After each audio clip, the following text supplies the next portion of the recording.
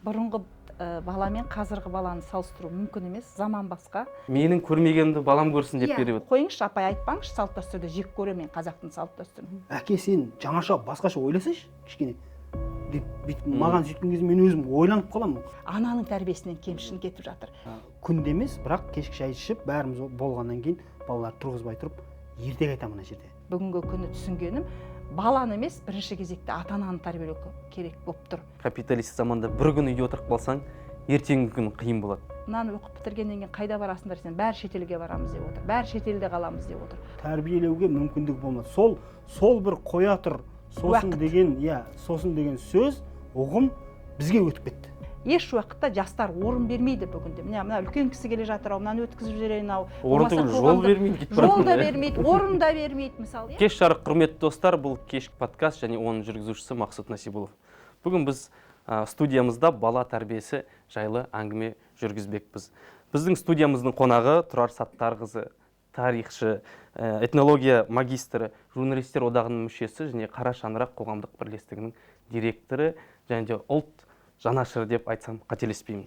Және Бердібек Хабай, журналист. Енді Тұрар Саттарқызы, біз сізбен таныс болмасақ та, интернетте зиялы қауымның ортасында әңгімелер жүріп жатыр. Сіз көптеген қазақтың дәстүрлері, қазақтың тәрбиесі жайлы көп әңгіме жүргізіп келесіз, лекция бересіз, жастармен кездесесіз, мектептерде белсенді атсалысасыз.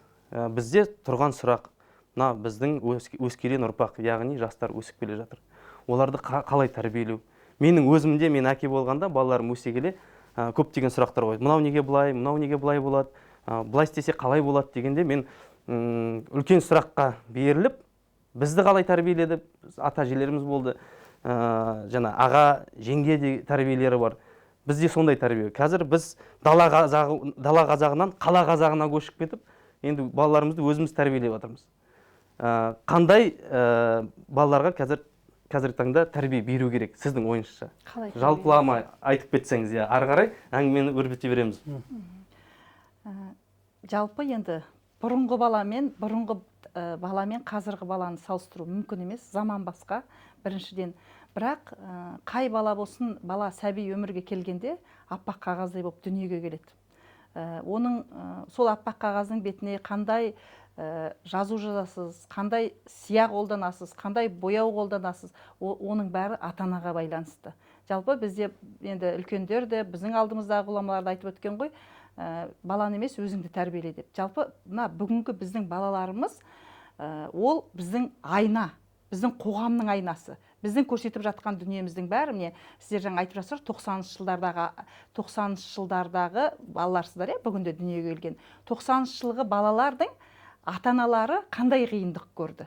Бізде бүгінде неге тәрбиеден, неге кемшіндік кетіп жатыр деген нәрсені айтқан кезде, жалпы мына 90-шы жылдары дүниеге келген балалар, негізі осы 90-шы жылдар өскен, нағыз тоқыраудың балалары. Кәдімгі біздің елімізде қиындық келіп, тәуелсіздіктен кейінгі тоқырау заманының алаға барқалаған аналардың балалары. Бүгінде қазір солар ата-ана болып отыр. Мен енді осы бала тәрбиесі жөнінде осы ұлттық құндылықты дәріптеу бойынша өткенде бір ауруханаға жатып қалып, өзім санап отырсам, 1,5 жылдың ішінде 80-ге жуық мектеп, 80-ге жуық балабақша, 100-ден астам мектепке барған екем. Оның ішінде ата-аналармен кездесу, балалардың өзімен кездесу, әртүрлі дәрістер, шеберлік сабақтары, іс-шаралар. Міне сондай кезде мен жалпы бүгінгі күнде түсінгенім, баланы емес, бірінші кезекте ата-ананы тәрбиелеу керек болып тұр. Бізде бүгінде, мен мысалы осы үлкен балам 26-да болса, мен балам балабақшаға барғаннан бастап ата-аналардың комитетінде жүр екем. Ең кенже балам қазір мектепті бітіріп жатыр. Сол мектептің қамқоршылар кеңесінің төрайымы. Сол бір мектепте болып тұр ғой? Жоқ, бір мектепте емес, балабақшадан басталды. Балабақша, одан кейін мектеп, үлкен ұлым 4-ші мектепте оқыды. Ол кезде бірінші ата-аналар 8 жыл үлкен ұлымның мектебінде 8 жыл ата-аналар комитетінің төрайымы болған екен. Мен баланың тәрбиесіне жалпы үнемі былай айтады ғой ата-аналар, жиналысқа келмейді. Бүгінгі ата-ана жалпы баламның қарны ашпасын, киімі көк, қарны тоқ, көйлегі көк болса болды, қалтасына ақшасын салады, қолына жаңағы ұялы телефонын ұстатады, болды, менің тәрбием осымен бітеді. Барлық тәрбиені мектеп беру керек. Менің көрмегенімді балам көрсін деп келіп отыр. Иә, солай дейді. Менің көрмегенді көрсін дейді. Бірақ бұл бір жағынан кемшілік. Міне бүгінде әрине бізде мына мемлекетімізде біртұтас тәрбие, қазір енді адал азамат деп өзгеріп жатыр. Оқу ағарту министрлігінің бағдарламасы бар, иә. Мен ол бағдарламаның әр мектепте, әр балабақшада қалай жүзеге асып жатқанын толық білетін адаммын. Енді аралайсың ғой, әр шараға шақырады. Міне біртұтас тәрбиенің аясында мына жұмыс жасап жатырмыз, біз мына жұмыс. Оның ішінде әр мектепте, әр балабақшада әжелер, аналар, әкелер, жаңа аталар клубын бәрін ашып қойған, иә. Ата-аналарында қолдау орталығы деген бар әрбір мектепте, иә. Бірақ сол бастысы, бастама жақсы, керемет. Бірақ ол қалай жүзеге асып жатыр? Ол жүзеге асып жатыр ма? Себебі біздің ата-ана бүгінде жиналысқа келмейді. Жиналысқа, мысалы, мен осы балаңды қазақша оқыт деген жобамен балабақшаны аралаған уақытта ата-аналармен кездесесің ғой, балалармен емес, ол кезде ата-аналармен. Сол кезде барған кезде балабақшаға қанша ата-ана келеді, иә? Соның ішінде бір 20 ата-ана, 15 ата-ана, 10 ата-ана отырады сенің алдыңда. Бірақ мен мен бұл жиналысты жүргізбеймін деп кетіп қалмаймын. Сондайдан отырып, ең болмағанда сол 10 ата-ананың құлағына бірдеңені жаңағы кіргізіп, жүрегіне бір ой салайыншы, бала тәрбиесіне. Оның өзі жеңіс дейсіз ғой. Оның өзі мен үшін жеңіс. Біздің қара шаңырақ үшін жеңіс. Себебі бүгінгі ата-ана сонда сұрайсың, неге сіздер жиналысқа келмейсіздер, иә? Сонда айтады, уақытымыз жоқ дейді. Мен әлі есімде, кішкентай ұлымды 4-ші мектептен 54-ші мектепке ауыстырған кезде жаңа мектептің сыныптың несі болатын, бұл жиналысы. Сөйтіп жиналысқа келсем, жалғыз өзім отырып, тағы бір әже келді, басқа жиналыста ешкім жоқ. Сосын жазып, жаңа общий чатқа жазып жатыр, жалпы чатқа осылай десе, уақытымыз жоқ, қайдағы бір уақытқа жиналыс қоясыздар дейді, деп мұғалімға жазып жатыр. Шын мәнінде қайдағы бір уақыт емес, жиналыс күнде болмайды ғой, жиналыс анда-санда болады. Бірақ сол анда-санда болатын жиналысқа 1 сағат уақытын ата-ана қимаса, сол ата-анадан білуге болады. Мысалы, мен де өте жұмысым тығыз адаммын, бірақ мен еш уақытта балаларымның жиналысынан қалмайтын. Балаларымның жаңағы балабақшада бір нәрсе керек пе, тіпті қоғамдық жұмысына арналасып, әр іс-шараларына қатысып, әже бол десе, әже болып берем, жаңағы мынандай іс-шара өткізем, мынандай. Ол сенің балаңның оқып жатқан, балаңды тәрбиелеп жатқан мекемеге салған үлесің, ол сенің болашаққа салған инвестицияң. Сен өзің, мысалы, сенің балаңның жаңағы жиынына келіп, сен оның әдемі билеп жүрген, немесе тақпақ айтып тұрған сен көрмесең, сенің балаңның жүрегінде қандай не қалады? Ай, маған менің әке-шешеме бәрібір екен ғой деп. Міне мен сол осы уақытта түсінгенім, бүгінгі кезекте баланы емес, ата-ананы тәрбиелеу керек екенін түсіндім. Мен осы тақырыпта бүгінде біраз мекемелермен іс-шаралар өткізіп жүрмін. Балаңды ұл қызың жақсы болсын деген өзіміздің жобамыздың аясында дәрістер өткізіп, сол мекемелерді аралап, өйткені мен сіздерге айтайын ба, біз барлығымыз бірінші кезекте қызметкер емеспіз ғой. Біз кімбіз? Біз ата-анамыз. Бірінші кезекте. Бізде соны біз екінші орынға қойып қойғанбыз, өзіміздің ата-ана екенімізді. Әсіресе біздегі жиналыстарға аналар келіп отырады, әкелер келмейді. Сосын әкелер бізде айтады, қазір біздің балаларымыз бізге көнбейді, бізді тыңдамайды. Негізі мен өзі мына болашақта да ойлаймын да, әрбір мекемеде отырған қазір жиналысқа ата-ана келмей ме? Жиналыс ата-анаға бару керек деп. Осы жақында ғана айтуға болмайтын үлкен бір құзырлы мекемеге барып, осы ұл қызың жақсы болсын деген дәріс өткіздім. Сонда бірінші кезекте айттым, сіздер бірінші кезекте мына жерде отырған шекпенді қызметкер емессіздер. Бірінші кезекте сіздер ата-анасыздар. Біреудің әкесісіздер, біреудің шешесіздер. Болмаса болашақ ата-анасыздар. Өйткені мына бала тәрбиесі деген күннен күнге бұрынғыдай, жаңа сіз дұрыс айттыңыз, бұрынғыдай біз баланы тәрбиелей алмаймыз қазір. Ол өтпейді біздің тәрбиеміз. Бізге бұрындар айтатын, иә, босағаны керме, мынаны ұстама, мынаны істеме десе, жарайды, солай деп бас изеп жүре беретінбіз. Неге болмайтын, жаман болады деймін. Неге деп сұраңызшы міне. Бүгінгі бала бірден айтады. Ол тәрбиелік, жаңа сіз айттыңыз ба, тыйымның. Ол тыйымның сіз мағынасын түсіндіріп беріңіз. Неге ол дейді? Мысалы, сол дәрістерді оқып жүргенде мен мектеп аралаймын, балабақша аралаймын, колледж, университеттерге барған кезде маған жастар үнемі сұрақ қояды. Міне, апай, сіз айтып жатырсыз, қазақтың жалпы мен үнемі айтам, қазақтың жалпы тәлім тәрбиелік мәні зор, салт дәстүрлері адам өмірге келмей тұрып құрсақ шашудан бастап, адам өмірден өткендегі жоқтауға дейінгі аралықтағы тал бесіктен жер бесікке дейінгі аралықтың барлығы қазақтың сан ғасырлар жинақтаған салт дәстүрінің тәрбиелік мәні өте зор. Мен күннен күнге көзім жетеді, ал бізде бүгінде балаларымыз жат түгіл, оны үлкендердің өзі білмейді. Бірде мен аграрлық университетке дәріс оқуға барсам, жаңағы салт дәстүр туралы болды тақырып, соны айтып тұрсам, ұстаздардың өзі кіріп, әрі қарай тағы кіріп тыңдап жатыр да, барлық студенттер шығып кеткеннен кейін сол 5-6 ұстаз келіп, шамамен сол 40-қа жақындап қалған қыз-келіншектер. Апай, сіз жаңағы айтып тұрған дүниенің барлығын дейді, біз 95%-ын біз білмейміз дейді. Сіз айтып тұрған әйтеуір естуіміз бар бір салт дәстүр жайлы. Мысалы, қарап тұрсаңыз, күні кеше ғана біз енді журналистика саласында жүргеннен кейін елдің алдында жүрген бір журналист жұбайымен бірге, жұбайының аяғы ауыр екен, кәдімгі гендер патиді жасап жатыр. Елдің көзінше бәріне. Гендер пати қайдан келген дүние? Оның бізге қазаққа қандай жаңағы байланысы бар? Оның қазаққа қандай қатынасы бар? Бірақ бізде құрсақ шашуды білмейді, гендер патиді жасайды. Енді гендер патидің өзін қараңызшы. Бүгінде мен мысалы өте кез келген жерге барасың ғой. Осыдан бір 3-4 жыл бұрын бір мекемеге шақырды. Мынау дауна, аутизммен ауыратын балалар екен. Енді ана тәрбиешілермен жұмыс істеп, мен ана жерге кіргенде, шынымды айтқан кезде, мен бірдеңе айтпақ түгіл, мен мына жеріме өксікті қылғаннан 3 күн бойы жыладым. Осыншама жаңағы тегін сақтаған, жеті атасын сақтаған, қан тазалығын сақтаған қазағымның балалары неге осынша ауру деп.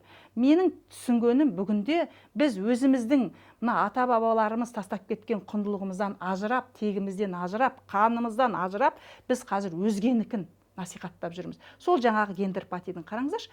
Аяғы ауыр келіншек, енді сіздер ер азаматсыздар, біз мысалы әйел адамдар білеміз. Аяғы ауыр болғанда кез келген нәрседен шошисың, кез келген нәрседен қорқасың. Жаңағындай өз сондай бір психологиялық бір тұрақсыздық болады да, сондай уақытта, сен сондай шошып жүрген уақытта саған шарды жарып, мысалы іштегі балаға қалай болады? Баяғыда үлкендер айтатын, байқап жүр, қараңға шықпа, қолыңа жаңағындай далаға кешке қарай шықпа, су әкелме, күл төкпе, кірді жайма, сондай айтатын кешке қарай. Сонда бірінші келіншек шошып қалмасын аяғы ауыр, одан іштегі бала шошынып қалмасын деп. Бүгінде біз шарды таршылдатып жарамыз. Ана іштегі бала не болып жатыр?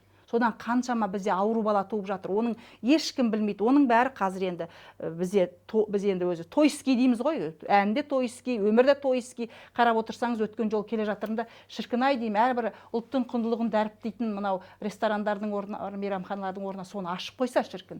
Міне, сондай жерде бізде қазір бүкіл біздің қазақтың бұрын өзінің отбасында тойланатын дейікші, тұсаукесерде, шілдеханасында, қалжасында, жаңағы барлығы бізде қазір қайда көшіп кеткен? Тойхананың төріне көшіп кеткен. Бүгінде біз показухамен айналысып, біз сол біреуден асып кетуіміз керек, біреумен көрсетуіміз керек. Ал шын мәнінде қазақтың барлық салт дәстүрі дұрыс сақталса, ол отбасылық тәрбие болған. Отбасылық ойын той, мысалы, сол құрсақ шашудың, соны міне балаларға мен соны айта бастаймын ғой. Сол кезде апай дейді, біз оны қайдан көреміз дейді. Айналайындар қайдан көреді? Өйткені бізде басқа жер түгіл Астананың өзінде қазақтың салт дәстүр ұлттық құндылық орталығы бар ма? Жоқ. Біз қай жерден көреміз? Біз тек салт дәстүрді қайдан көреді біздің балаларымыз? Наурызда көреді, оның өзін түсінбейді. Болмаса тойда бір күні бір колледжге барсам, политехнический ғой, сол жерде отырып бір бала айтады: "Ой, ту қойыңызшы, апай, айтпаңызшы, салт дәстүрді жек көремін мен, қазақтың салт дәстүрін." Айналайын, неге жоқ көресің? Оны қайдан көрдің? Тойда дейді. Ал бізде тойда асабалар нені көрсетеді? Салт дәстүрдің бір анайы, неше түрлі бір түрлерін көрсетеді. Міне, ал енді сол жеңіл жоғары жақтағы бетінде тұрған. Әрине, сондықтан да барлық тәрбие осы біздің ұлттың құндылығынан, және де мен үнемі айтам, бізде тек қана қазақ қана өзінің тілін ана тілін дейді, өзінің отанын отан ана дейді, өзінің жаңағы жерін жер ана дейді, барлық табиғат ана дейді, барлық қасиетті дүниесінің бәрін анаға теңейді. Бізде бүгінде сол ананың тәрбиесін, әрине әкенің тәрбиесі ол басты, бірақ ананың тәрбиесінен кемшін кетіп жатыр. Бізде мына қазіргі, мен кейде өзім кеше ғана осы жайлы сөйлесіп отырып айтамын да, біз ең соңғы келіндер болатын шығармыз. Кәдімгі бір ата-енеге құрмет көрсетіп, қызмет жасап, жаңағы өзіміздің алдымыздан шығады деп ойлап болашақта. Мысалы, жолдасымызды, ер азаматтың былай бір құрмет деп. Шамалы болса да бір қорқыныш болып, бізде бүгінде өзіме алдыма түспесін деп ондай. Әрине. Өйткені міне ата-ана істеген дүние ол алдынан келеді. Бір ғана мен сіздерге бір ғана мысал ретінде айтайыншы, енді міне сайрап отырғаннан кейін оқырмандарыңыз айтуы мүмкін, өзінің отбасы қалай деп. Менің балам былтыр үй алды, Алматыда тұрады, қызмет істейді. Содан атасы, өзінің туған атасы, күйеуімнің әкесі, мен немеремді көрем, үйін көрем деп, ойбай ата Алматы қыста суық болады, жазды жібереміз деп, сөйтіп мамыр айында апардым атамды. Атамның риза болғаны соншалықты жаңағы немересіне, барлық жерде жаңағы сыйлығын жасады, мейрамханаларына қыдыртты, кетерде бәрінде немересіне батасын беріп, маған айтады да, сенің еңбегің келін деген кезде, және де мені бір-ақ рет айтса да сөзбен, анау жерде менің ұлыма айтып жатқан дүниенің барлығы, ол күйеуім айтам, бұл екеуміздің берген тәрбием. Соны күйеуім өзі айтады, біздің баламыз дейді, мен істемеген, мен ұл ретінде істемеген дейді, менің әкеме жасап жатыр. Көрдіңіз бе? Біз соны көрсеттік пе? Ол бала соны қайталайды. Міне, бағанағы айтайын деген дүнием, бала ол біздің айнамыз. Балаға ол, мен үнемі ана ер азаматтар көбіне айтады, біздің уақытымыз жоқ балаға. Мен айтамын, айналайындар, үйдің бір орындықтың сирағы сынып қалды ма, болмаса бір моншаға бардыңыздар ма, балаға тәрбиелеп таңертең кешкесін қақсаудың несі жоқ. Оған іспен көрсету керек. Уақытың жоқ. Бала ол жалпы мына бір-ақ рет айтады да, сосын бүгінгі біздің балаларға айтайын деген мейірім жетпейді. Мен мысалы мектептерді аралаймын ғой, кейде шарадан кейін жүгіріп кеп құшақтап алып, апай, апай дегенде күлем да, мен өзім ойлаймын, мына балалар мені бір шет көріп тұр, маған неменеге жабысып жатыр деп. Сонда мен түсінетінін, сосын телефоныңды алады кей кезде, апай, осындай сізге бір хабарласуға бола ма? Сонда қарап тұрсаңыз, сол кішкентай балалардың үйінде ана ішкі сырын айта алатын анасы, әкесі, ол бөлісу керек қой. Іздеп тұр ғой сонда. Іздеп тұр. Мен сізбен толықтай келісемін, Тұрар Саттарқызы. Өйткені мен өзімде әкемін, мен қыздарым мектепте оқиды. Жиналысқа, енді келіншегім кішкентай баламен, емшектегі баламен жиналысқа барам енді, амал жоқтан. Барғасын көремін мен, сосын біреудің атасы келуі мүмкін, әкелер аз, әкелер аз. Сосын мен айтам бір жағынан, қалай мен ана қыз келіншектердің қасында отырамын мен? Біртүрлі емес па деп басында нетіп жүрдім. Бірақ баланың тәрбиесі, мен өз-өзіме сұрақ қойғанда, баланы қалай тәрбиелеймін? Не істеу керек, не жасау керек? Бізді басқаша тәрбиеледі. Қазір интернет бәрі. Осындай сұрақ келгенде мен өзім осознанно дейді ғой, барып, жаңа жиналысына қатысып, саналы түрде, жаңа наурыз шараларына қатысып, апайларына айтып, көмек керек болса айтыңыздар, көмектесемін. Мен де қамқоршылар кеңесінің төрағасымын өзіміздің мектепте, қыздар мектебінде. Енді біз түсіндік, сіздің айтуыңыз бойынша, ол балаларды қалай тәрбиелеу үшін бірінші ата-ананы тәрбиелеу керек. Ата-ана өзінің баланың тәрбиесіне көңілін екінші планға қойып, тек қана қаражат табумен жұмыс жасау, отбасын тамақтандыру үшін әрекет жасап жатыр. Ал енді Бердібек мырза, көп балалы әке ретінде, енді сіздің үлкен балаңыз мектеп бітіріп жатыр, енді балаларға ортаның беретін тәрбиесі. Мысалы біз 90-шы жылдары туған, немесе 80-шы жылдары туған балалар, олар көбінесе айтты, бізді көше тәрбиеледі. Дала емес, көше тәрбиеледі. Біз көшенің тәрбиесін алдық. Әрине де, әке-шешесі жұмыста, ақша жоқ, жетпейді, кризис, свет жоқ, қант жоқ. Олар күні-түні қызмет жасады, олар далада жүреді балалар. Әрине өзінің жаңағы системасы бар, көшемен төгілеседі, понятие бар, түрменің понятиясы, советский заманның понятиясы. Ал қазір енді басқаша ғой. Сіздің енді балаңыз көп, әртүрлі характері разный, әртүрлі. Соның ішінен жаңағы ортаның, яғни қоғамның беретін әсері қандай, қаншалықты? Және ол зияны бар ма біздің беретін ұлттық тәрбиеге? Біздің Құдайға шүкір, менде енді әке-шешем тірі, балалардың ата-әжесі әлі тірі. Олар кейбір мен айта алмаған, біз айтпаған дүниелерді сол кісілер арқылы біліп отырады. Бірақ мен енді әрине барынша қазір балаларымызда ұлттық, қазақылық санада қалыптастыруды ойлаймыз. Және біз барынша енді қолдан келгенше өзіміздің білгенімізше оларға түсіндіреміз. Қазіргі балалардың бір несі, ерекшелігі, олар түсінеді. Олардың жаңағы мына санасы, менің бала күніндегі санаммен қазірмен былай салмақтап көрем ғой, өте жоғары. Саналары өте жоғары, интеллектуалды санада. Бірақ енді біз соның орнын толтыра алып жатырмыз ба, толтыра алмай жатырмыз ба білмеймін. Мен де өз басыма мынадай сұрақ келеді. Тұрар апайға жаңа сұрақ қойғым келіп отыр да.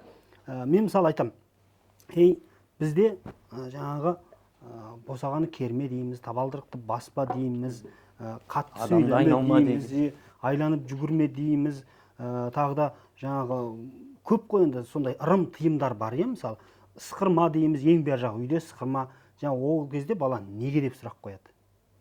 Шама шарқынша жауап бересің.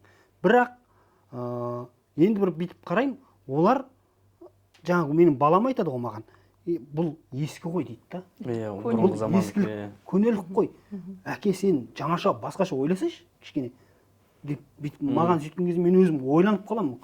Мәссаған соны Өзіміз қалай- ойланбағанбыз ғой Иә, біз кезінде. Жаман болады, болды. Иә, сол ситуациядан қалай шығамыз? Мен Тұрар апайға осыны қойғым келіп отыр. Жалпы бар ғой, ол үшін кәдімгідей осы құндылықты көрсету керек. Ол жаңағы әрбір сол ырымның астында кәдімгідей ғылыми бар. Мысалы, қарап тұрсаңыз, күлді баспа дегеннің өзінде де, иә? Оның өзінің әр жағында былай зерттеп отырсаң, тек қана емес, ол біріншіден лас нәрсе, ол екіншіден жаңағындай осы арқылы да түсіндіру керек та балаларға. Ол міне Шеге болып қалуы мүмкін. Иә. Енді мысалы жаңағындай көкті жұлма дейді, иә? Сосын құстың ұясын бұзба дейді. Ол қарап тұрсаң қазіргі заманғы табиғат, экология, тазалық. Мысалы, бір талды кессең дейді, 10 тал ек дейді. Біз бүгінде экологияны, мысалы, біз айтып жатырмыз, мынау шетелден келген бір анау кезінде осындай бір экософия деген пайда болған, оны бұны Арне деген ғалым жасаған деп бүгінде айтып жатырмыз ғой. Ол Арнеге дейін қазағым экософиясын баяғыдан айтып кеткен бүкіл қиссаларында, қазақтың мысалы бар ғой, аңыз әңгімелерінде, қиссаларында ертегілердің өздері, бүгінде бізде сол ертегі мысалы жаман мен жақсыға үйретеді. Мысалы, біз қазір балаларды, біз енді қазір мысалы мамандыққа, бір жерге жұмысқа қабылдаған кезде резюме жаз дейміз ғой, мысалы. Сол кезде аналитикалық қабілеті жақсы, керемет дейді. Баланы қарап отырса, сол ертегі баланың аналитикалық қабілетін дамытқан екен. Мысалы, талдай білу, ненің жақсы, ненің жаман. Осындай жағынан балаларға бүгінгі заманмен көрсету керек та. Мысалы, бүгінгі заманда, мысалы, экологиялық тәрбиені таза Қазақстан деп көшені бәрін сыпырып кеттік қой, шын айтқан кезде. Сол таза Қазақстанды қазақ баяғыдан қалай істеген?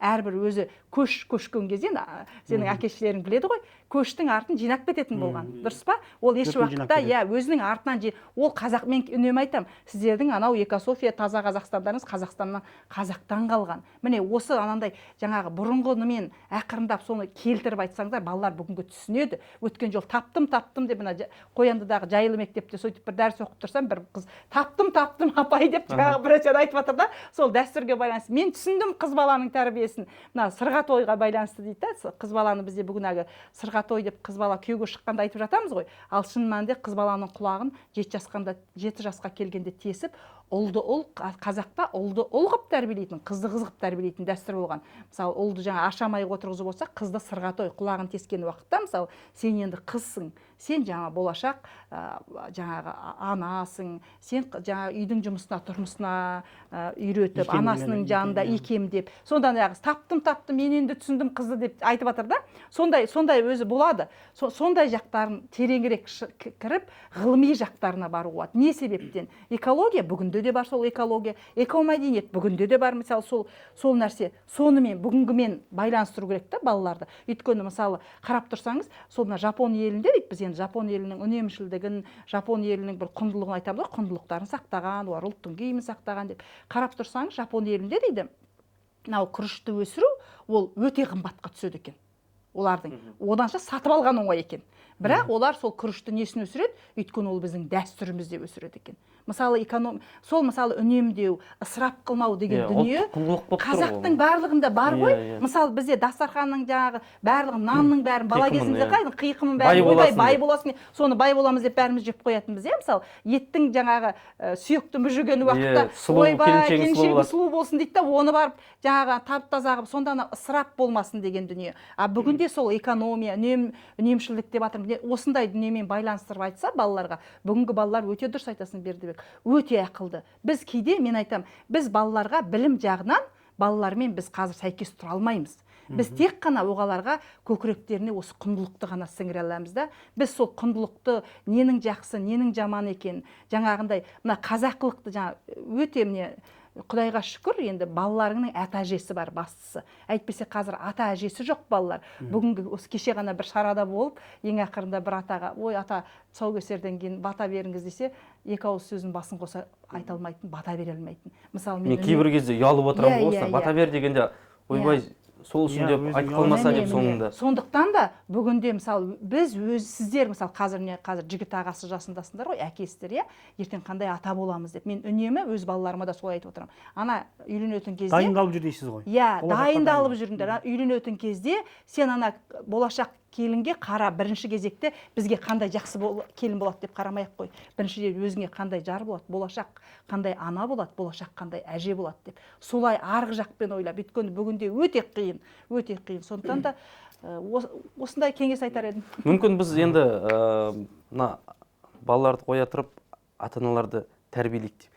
Енді бәрі жұмыста түсінеміз. Бұл капиталистік заманда бір күн үйде отырып қалсаң, ертеңгі күн қиын болады. Ал біз оны керісінше балаларға үйретіп көрсек қалай болады? Мүмкін біз ата-аналарды балалар арқылы тәрбиелейміз. Ондай көзқарасқа қалай қарайсыздар? Мысалға, біз қазір білеміз, мектепте жаңа жеңіл-желпі мектептің негізі бағдарламасы. Мен ұстаздар деп айтып жатқан жоқ, мені бағдарламаны береді ғой. Кітаптарда өзім қазір 1-2 класстың сыныптың кітаптарын қарап көріп отырмын. Ол білмеймін, бір 5-6 сыныпқа арналған бағдарлама сияқты. Мүмкін біз балалар арқылы ата-аналарға жеткізсек, ол методиканы қолдансақ қалай болады? Ойыңызша? Енді балалар арқылы, о да тәжірибемен келетін шығар. Менің ойымша, мен мысалы тағы да қараймын ғой, жаңағы өзің сияқты балалардың дәптерін, жаңағы жұмыс дәптерлері, оқулықтарын алып қараймын, осылар не оқып жатыр деп. Шынымен де жаңа заман әдебиеті, жаңа замандық түсініктерді көп енгізіліп жатыр. Кейде олардың сәйкес келетіні баланың жас ерекшелігіне, кейде келмейтін жағдайлар болады. Мен таңғап қаламын, кейде мынаны бала түсіне алмайды ғой, мынауған қиын болады деп. Сосын енді оқулықта болғаннан не істейсің арқата. Сосын мен ойлайтын, әсіресе жас бастауыш сыныптарда, орта сыныптарда да баяғыда біз ертегілерді көп оқушы едік қой. Ертегілер, одан кейін мысалдар деп оқып, одан арқарта ауыз әдебиетіне бүйтіп өте беретін. Қазір алады да 1-ші классқа жаңағы ауыз әдебиетін беріп жібереді. Мысалы 2-ші класста зар заман, ол деген енді күрделі ғой, өте күрделі. 3-ші класста зар заман оқып отыру деген балаға ертең жалығып кетуі мүмкін. Сол үшін мен кейде бүйтіп балалардың, сосын жаңа ертегі деп айтып қалдыңыз ғой, Тұрар апай, ертегіні қазір мен өзім эксперимент ретінде балаларға айтам.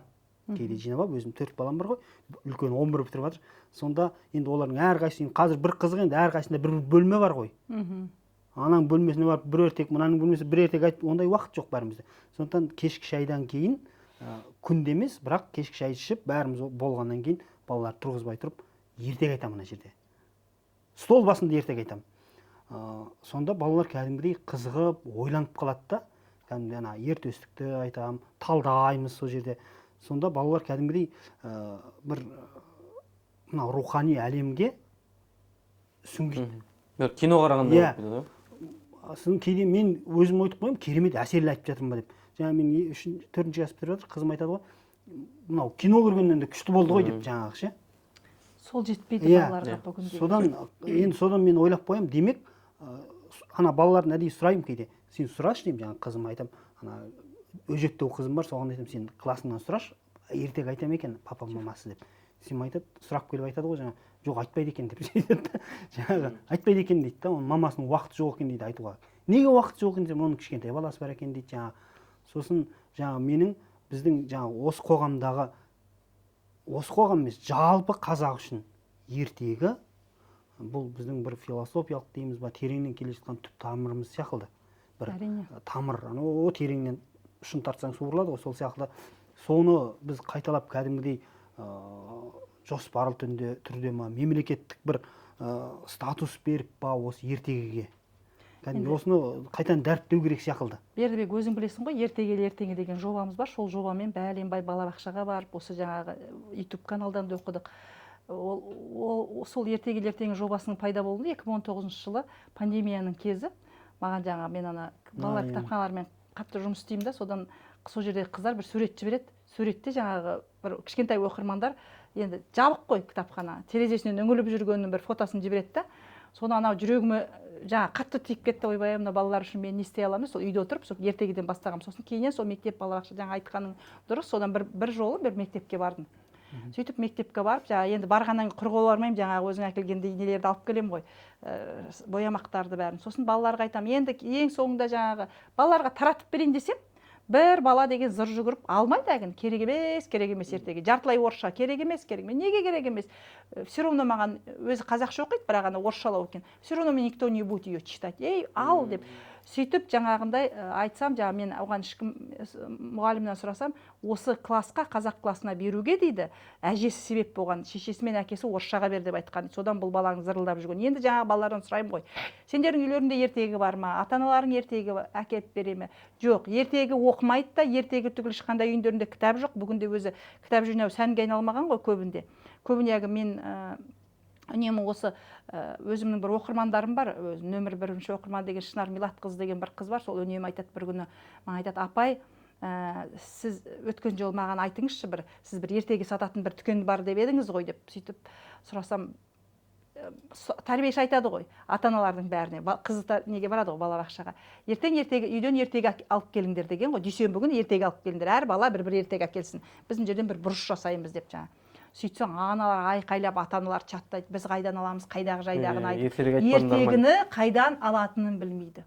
Ертегіні қайдан алатынын білмейтін ата-аналар, онда ол білмеймін енді, ертегі қалай ол, ертегісіз сонда баланы, Бауыржан Момышұлының айтқан сөзі бар ғой кезінде, жаңағы баласына әлде айта алмайтын аналардың көбеюінен қорқам, жаңағы немересіне ертегі айта алмайтын әжелердің көбеюінен қорқам, ең жаңағы сорақысы көкірек көзі көр ұрпақтың болуынан қорқам деп, соны 70-ші жылдар айтқан. Бүгінде бізде жаңағы мына білім бәрі бар. Мен бір жолы бір Назарбаев мектепке бардым дәріс оқуға. Сонда көргенім, жаңағы білім жетіп тұр бәрінде, бірақ мына жер жоқ та. Жаңағы бәрінен сұрап жатырмын, айналайындарым, одан бері 3-4 жыл өтіп кетті ғой, ол балалар енді университетте, шетелде оқып жатқан шығар. Мынаны оқып бітіргеннен кейін қайда барасыңдар десем, бәрі шетелге барамыз деп отыр, бәрі шетелде қаламыз деп отыр. Сонда менің жүрегімнің ауырғаны, біз кім үшін, не үшін мысалы қазір әрекет жасап жүрміз, егер біздің ұрпағымыз бәрі шетелде тұратын болса, бір қазақтың еліне бір пайдам тисін демейтін болса, өте қорқынышты. Сондықтан әр адам өз қамын ойлап кетті. Әрине, бүгінде мен түсінгенім, әркім өзінің қамын. Сол жаңағы айналдырған баяғыда айтушы еді ғой, кәрі қыз бір қырғында бір бала туады, оны сосын қоярға жер таппайды дейді ме, сондай бір мақал. Сол сияқты қазір бір айналдырған 2-3 бала, сол 2-3 баланы қайдағы соны жаңағы жалаулатып, ата-аналар жиналысына келмейтін ата-ана, егер мектепте бір нәрсе болып қалса, жалаулатып қолына жалауын алады да, әсіресе әйел азаматтар, әсіресе әйелдер, аналар келіп, жаңағы быт-шытын шығарып, мектептің директорына деген, мұғалімға деген қазір ешқандай құрмет қалмаған, үлкенге деген құрмет қалмаған бүгінде. Жаңа мен мектептерді аралап жүремін ғой, менің ең бір сорақы байқайтын, қандай мектепке кірсеңіз де сізді еш уақытта жастар орын бермейді бүгінде. Мына үлкен кісі келе жатыр, мынаны өткізіп жіберейін ау. Жол бермейді. Жол да бермейді, орын да бермейді. Мысалы, кәдімгідей қағып соғып өте шығады. Ештеңе де айта алмайсыз. Мысалы, өткен жолдасым айтады, үйдің жанындағы мектеп өтіп баратсам, мені қағып соғып өтіп жатыр. Айтам, ойбай, ешкімнің баласына тиіспе, қазір ешкімге тию, бәрінің құқығы бар деймін. Ал шын мәнінде сонда мен кейде ата-аналарға айтамын, айналайындар, ертең қартайған кезде қарттар үйінің төрінде отырғыларың келе ме, әлде немере шөберелерінің ортасында қызыл диванның үстінде отырғыларың келе ме? Бәрі міне бүгінгі өзіміздің беріп жатқан тәрбиемізге байланысты. Ертең сол балалар өседі. Мысалы, қоғамдық көлікке мінесің, мінген кезде дәу сойтауылдай баласын алады да, не алдына отырғызады, не жанына отырғызады, сөйтіп ешкімге орын бермей әйелдер отырады. Отырады. Еркектер енді одай. Ата-ананың өзін тәрбиелеу керек деген. Сол кезде сонда мен кейде жаңағында айтамын, сол бала ойлайды. Мысалы, алдына тіпті кейде баласын отырғызып қойып, өздері көп тұратын келіншектерді көремін. Сонда баланың ойында қалыптасады. Осылай болу керек екен ғой деп. Егерді әйел атып тұрып келіп, үлкен апайды көріп, не атан отырыңыз кел десе, орын беру керек екен ғой. Сол ғой міне айтайын дегенім. Бала мысалы, бізде бұрында біздің заманымызда ауыр сөңке көтеріп жатқан ер азамат үлкен кісіні көрсек, біз атып тұрып жаңағы сөңкесін, комтасын үйіне дейін апарып соғып жеттік қой. Бүгінде сіз байқа, қаншама әйелдер келіп жатады, бір көмектесіп жатқан адамды көресіз бе? Еш уақытта, аяғы ауыр келіншек тұрса да, үлкен келсе де, қоғамдық көлікте де орын бермейді бәрі. Содан кейін кеп біз, міне, сол ата-аналар өздері ұқпайды. Ертең дәл сол нәрсе алдынан шығады. Ертең сол құрметсіздікті балалар өздеріне көрсетеді. Ана айтады ғой, атаңа не көрсетсең, алдыңнан сол келеді деп. Біз қазіргі ата-аналар тек менің балам деп жатырмыз. Ертең сол бала өздеріне көрешекті көрсетеді. Мысалы, Ол біз ана көретініміз әлі алда. Мен кейде айтамын, біз әлі шетін ғана көріп жүрміз. Әлі болашақта енді жылдан жылға өзіміз бақырайып жатырмыз, көзіміз қазіргі баланы қалай тәрбиелейміз деп. Ертең одан кейінгі бала қалай келеді. Білмеймін, ұлттың құндылығы деген дүниені біз өзіміздің ұрпағымызға там-тұмдап сіңірмесек, ол қаланың баласы болсын, қазір даланың, ауылдың да баласы жетісіп тұрған жоқ. Барлық балаларға бүйтіп сіңірмесек, біздің ертең ұлтымыздың болашағы қалай болды. Мен бір ремарка қосып жіберейін мына жерде. Жаңа қарттар үйі демекші, мына Монтессори системасын, бағдарламасын жазған әйел баласы ол қартайғанда қарттар үйіне беріп тастапты. Өзі тәрбиемен. Бұл барлық тәрбие туралы, баланы қалай тәрбиелеу керек, бүйту керек, сөйту керек, балаға тиіспеу керек, ол өзі таңдау керек, оның өз құқығы бар, анау бар, оның мышлениесі осындай дегенде алғанда қарттар үйіне. Және де оған да балама, жаңа қазақтың тәрбиесіне де балама енді мына совет үкіметінің идеологиясы келді, жаңа басқа халықтардың тәрбиесі келді. Мысалға, бір жерде қоныстанған, ол жерде қазақтармен аралас, сол жақтың несі ғой, әдет ғұрып, салт дәстүрі жақын ауысты, шатысып. Жаңа көп ұлтты елдер келіп, соған біз еліктеп кеттік. Жаңаға әр аймақ, әр облыс өзінің бір менталитет дәстүрі болып кетті, ғана ауысып, Енді мына жаңа Болонский процесс, андай система, мұндай система дейді. Олардың беріп жатқан әсері бізге қандай, және де біз одан бір ұтатындай дәрежеге жеттік пе? Монтессори, жарайды, ол өзінің бір системасы болған шығар. Өйткені бала тәрбиесіне көңіл бөлмеді, тек бір жұрттың баласын ойлап, жұрттың баласына басқа ата-аналарына не берем дегенде, білім берем дегенде өз несінен бағынан айырылып қалып деп отырмын. Жалпы айтып отырып қой, бүгінгі қоғамда, бізде бүгінгі елімізде біздің жастарымызға да жалпы кім үлгі өнеге болып жүр? Біз жалпы жаңа идеология деп айтып өттіңіз ғой, мысалы, бізде қазір біздің бір жаңағындай бір мақтан, қалай деп айтуға, біз соған артынан еретіндей бір сене алатындай дүние бар ма жастарға? Мысалы, бір тұлға болсын. Кім бізде қазір кім жаңағы жастарымызға, әсіресе біздің қыз балаларымызға кім үлгі өнеге болып жүр? Біздің бүгінгі біздің қыздарымыз бірдеңе болсақ, қазір айтады, біз қазақтың жігіттеріне күйеуге шықпаймыз.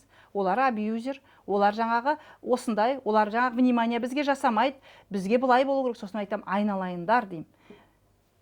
Сендерге қазақтың жігіттер өзі тумысынан, олар жаңағындай бізде андай романтик деген жоқ. Бірақ олар істің адамы. Біздің қазақтың жігіттері іске бар.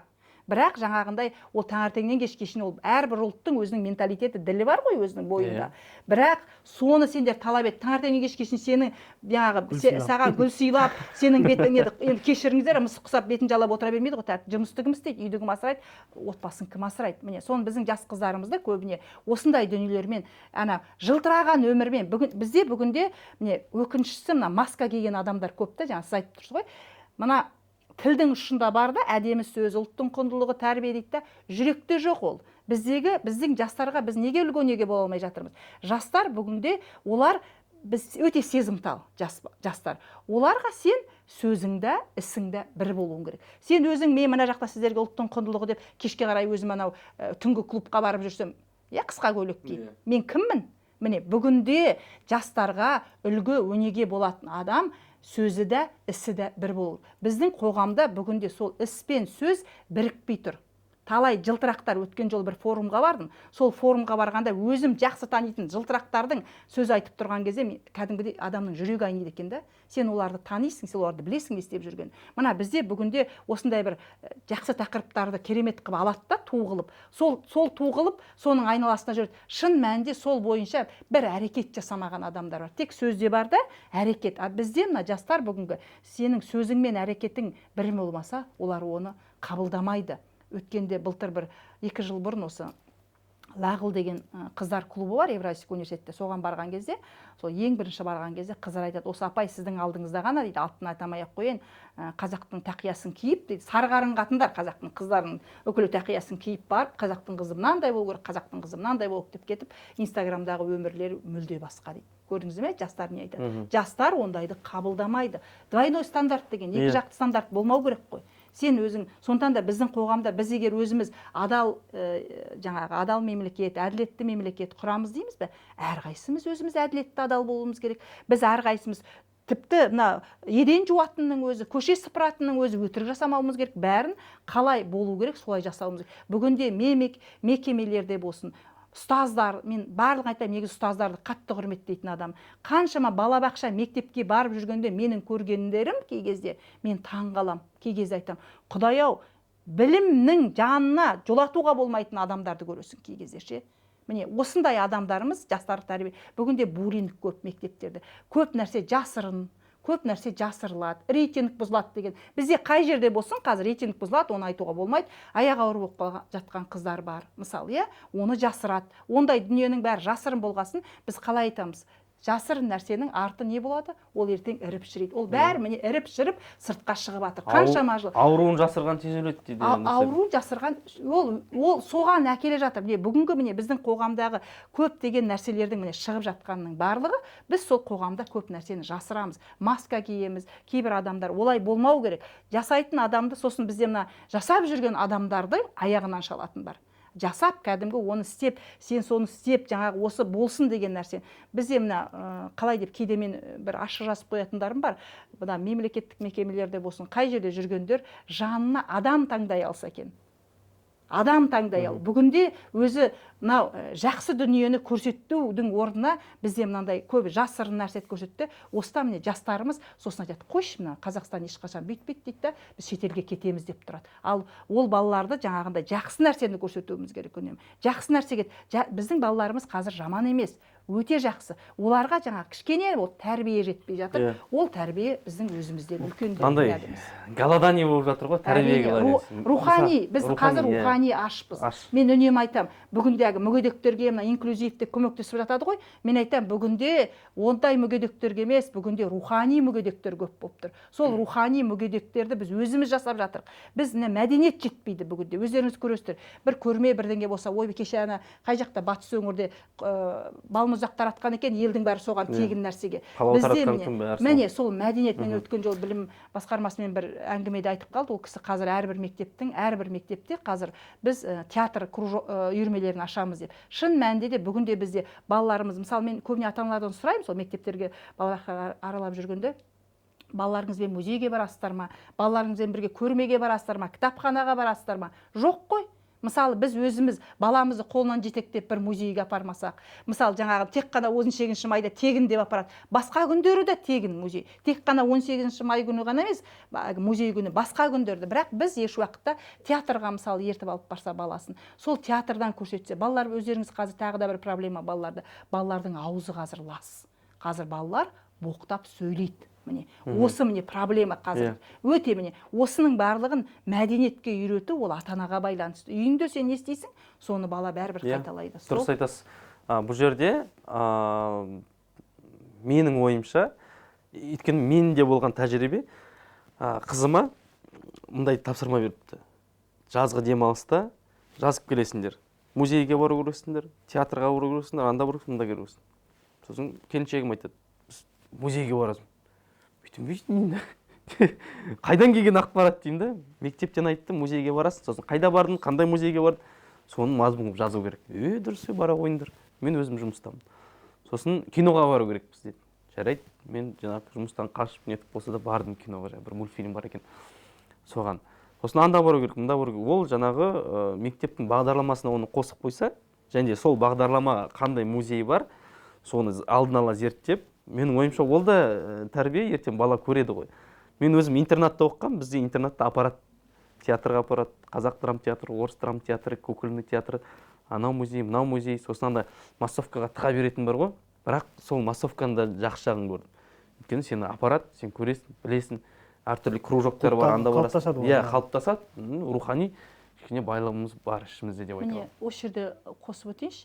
Мен сол жаңа сол Назарбаев мектепке барғанда, сол жастарға әлі есімде де, сол балалар 12-ші сынып екен, 18 жас қой енді, бітірейін деп отыр.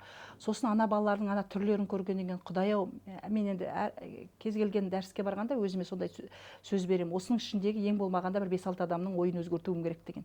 Соған мыналарға мен не істей аламын, не айта аламын деп, сосын бір есіме бір оқиға түсті.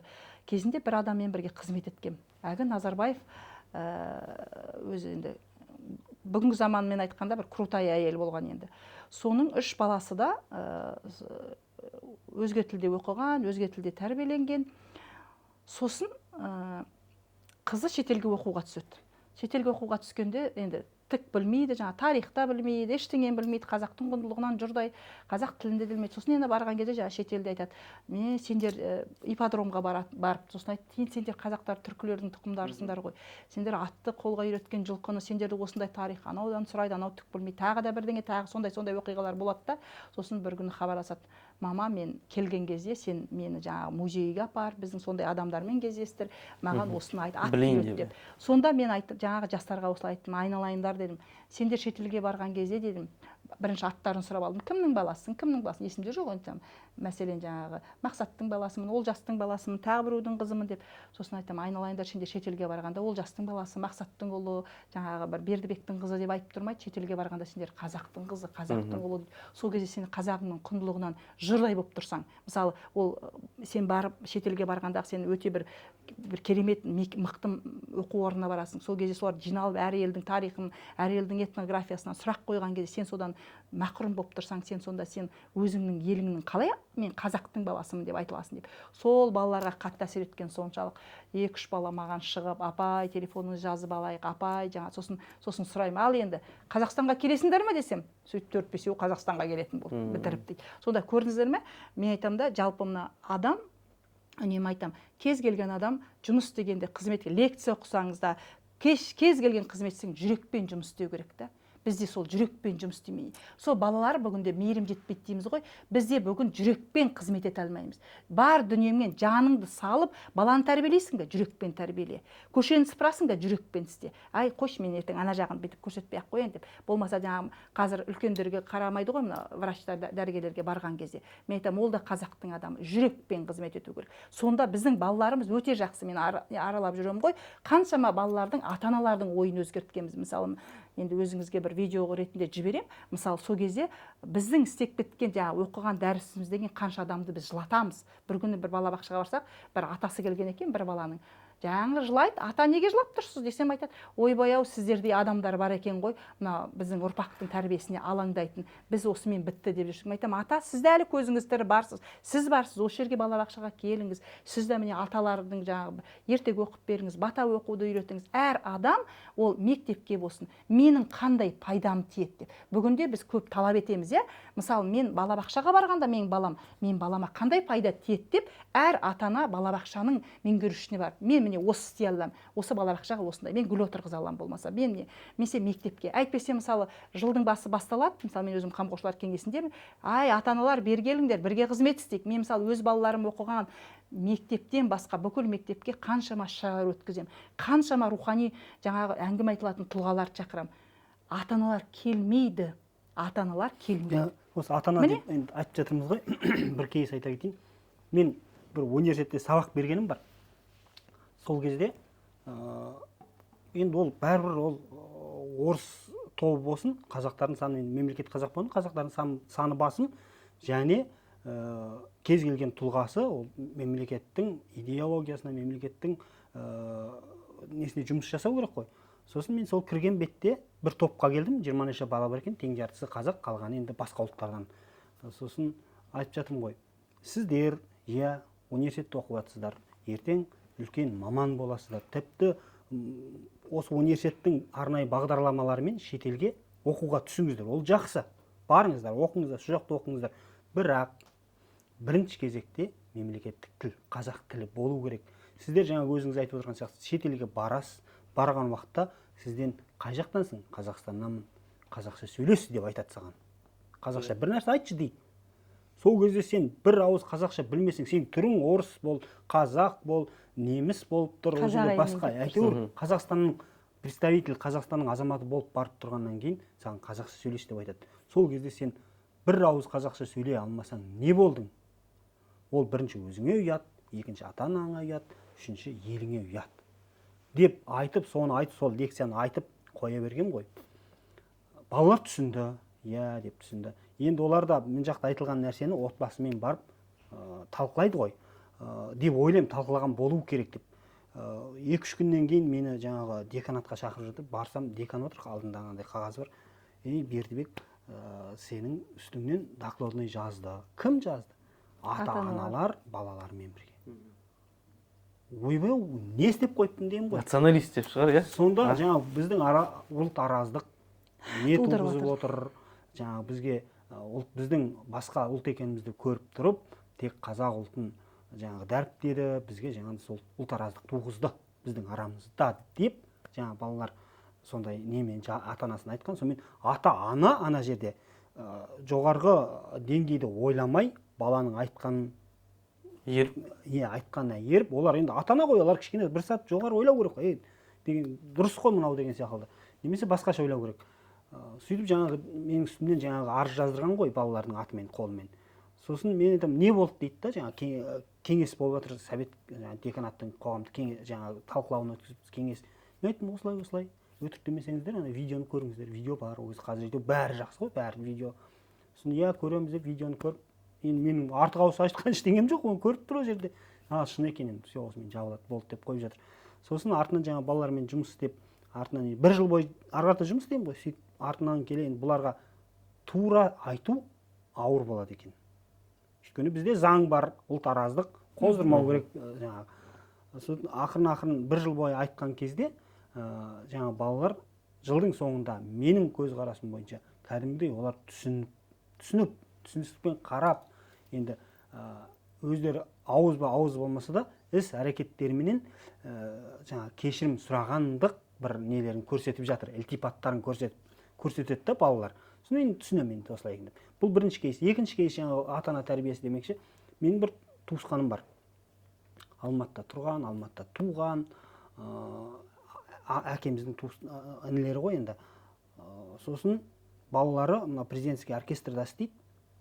Орысша ғой енді, орысша өскен, орысша тәрбиеленген, ата-анасы қазақша болса, баланың ортасы орыс болған кезінде. Сөйтіп, жаңағы келін де, ол да орысша сөйлеседі, бізбен сөйлеп, біз оған қазақша сұрасақ, ол бізге орысша жауап береді жаңағы бала. Сен қазақ емессің бе десем, мен үйреніп қалғам дейді, осылай дейді. Сонымен солай. Олардың енді үйленгеннен кейін бала шағасы болды ғой, 2 ұлы бар. 2 ұлы мүлдем орысша болды. Мынау сұмдық, біз ұрсамыз жаңағы неге деп мән бермейді олар, мүлдем мән бермейді. Сосын жаңағы Алматыдан жаңағы ағамыз көшіп келді. Ағамыз көшіп келіп, ана 2 бірінші класста оқып жүрген бірінші және нелевойда ма оқып жүрген 2 ұлды алды да, қайда апарамыз бұларды? Енді көріп тұр ғой, таза орыс болып кеткен. Жай мектепке кіргізейік десек, бәрібір сол топты олар тауып алады. Жаңағыдай топты тауып алады, ортасын тауып алады, өзінің ортасын бала. Алды да, осы Қазақстанда таза қазақша, мүлдем басқа тіл енбейтін мектеп бар. Тек қазақша жүргізеді. Соған алып берген ғой балалар. Ақысын төлеп отырып. 2 жылда 2 бала таза қазақша, домбыра ойнайды, басқа спектакльге қатысады. Мектеп сондай бір не жақсы мектепті. Сосын енді қазір қарай, ата-анасы балаларына қарап қазақша сөйлеп жатыр. Балалармен қазақша сөйлеседі.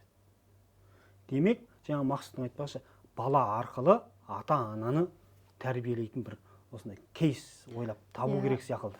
Оны тағы да жүйеге енгізу керек сияқты. Мен де бір дүние айтып өтейінші, жаңағы қазақ тілін жалпы ол да бір кейс.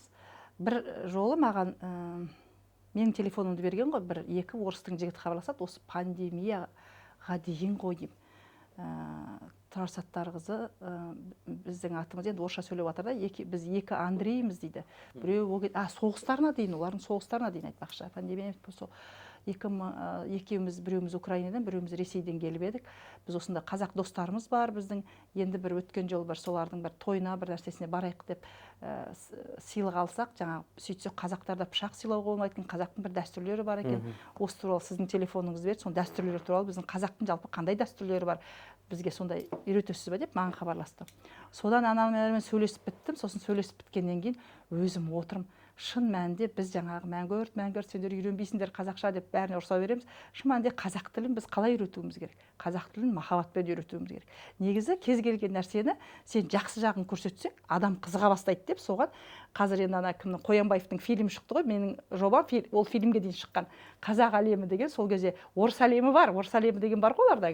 Қазақ әлемі неге жоқ деп мен сол қазақ әлемі деген жоба жасап, сол жобаның аясында біраз жұмыстар жүргіздім. Осы сол жобаның аясында да қазір оқып жүрген лекцияларымда жалпы мынау қазақ әлемі деген сол қазақтың салт дәстүрін, қазақтың тарихын, қазақтың мәдениетінің ғана оларға сен үйрен деп емес, тек жаңағы бәрін жақсылап айтасың, жақсы жағын.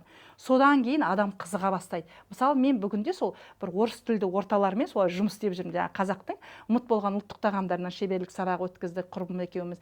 Сосын дәрісте шеберлік тамақты көрсетіп, жаңағы әсіпті істедік, жентті істедік. Сосын қазақтың жаңағы үлпершек деген қыз балаға арналған сыбағалы асы бар. Соны көрсетіп отырып, қазақтың міне сыбағалы асы қыз балаға үлпершектей жұмсақсың, сен менің жүрегімдесің деп айтқанда, бір уақытта бүйтіп енді шара айтсақ, жылап отырам жердегі бір орыс тілді қыздарымыз. Ойбай, кейін неге жыладық десек, дейді, сіз дейді сол сөзді айтып тұрған кезде менің жаным өзім мынандай білезігін тақып келген екен, мынау менің нағашы әжемнің білезігі дейді. Сіздің лекцияңызға сол білезік тақып келген. Сонда менің мына жерде нағашы әжем тұрғандай болды дейді. Ана нағашы әжесінің өмірі көрмеген, бірақ сол дейді, сол кісінің білезігі маған мұра қалған. Сондайдан орысша жеткізіп жатыр енді. Ана айтқан сөздеріңіздің бәрі дейді, маған қатты әсер етіп, кәдімгі былай ішкі жан дүниесіне еткен ғой, сол орыс тілдерімен қазір сол жұмыс істеп жүрмін солай. Енді орысша үйретіп жүрсіз, жоқ, лекцияны ма? Жоқ, лекция қазақ тілді.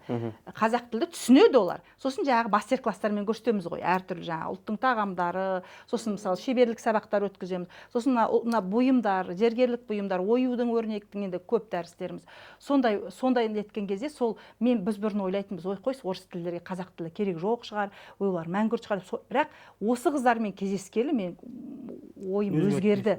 Өйткені жаңағындай махаббатпен олар жабық, олар ортаға шыға алмайды қазақ тілін үйренек деп. Өйткені оларды жеп тастайды бізде. Ойбай, сендер андайсыңдай мындай. Сонда менің түсінгенім махаббатпен, сүйіспеншілікпен өзіңнің тарихыңды, мәдениетіңді әдемілеп сен жеткізсең, сонда ғана негізі орыс тілді қазақтарда байғұстар ішкі жан дүниесі бір түрлі болып жатқан. Олар да біздің ортаға қосылғысы келеді. Қазір біз анау қазақ, мынау қазақ болып бәріміз екіге емес, бәленбай қазақ болып бөлініп кеттік қой. Тіпті келген қандастарға да мысалы айтады, ойбай, олар сөйткен, бүйткен. Мен айтамын, айналайындар, мен осы қандастармен көп жұмыс істеймін. Сонда айтамын, ол ағайындар біздің. Ол кісілер келмесе, біздің мына қанымызға қан қосып, біздің құндылықты әкеп қайта білмесе, біз орыс болып кетер едік шын мәнінде. Сосын жаңағы балаңды қазақша оқыт жобасы бойынша енді атын айтпай ақ қойын, бір журналист, бір мықты қызымыз бар.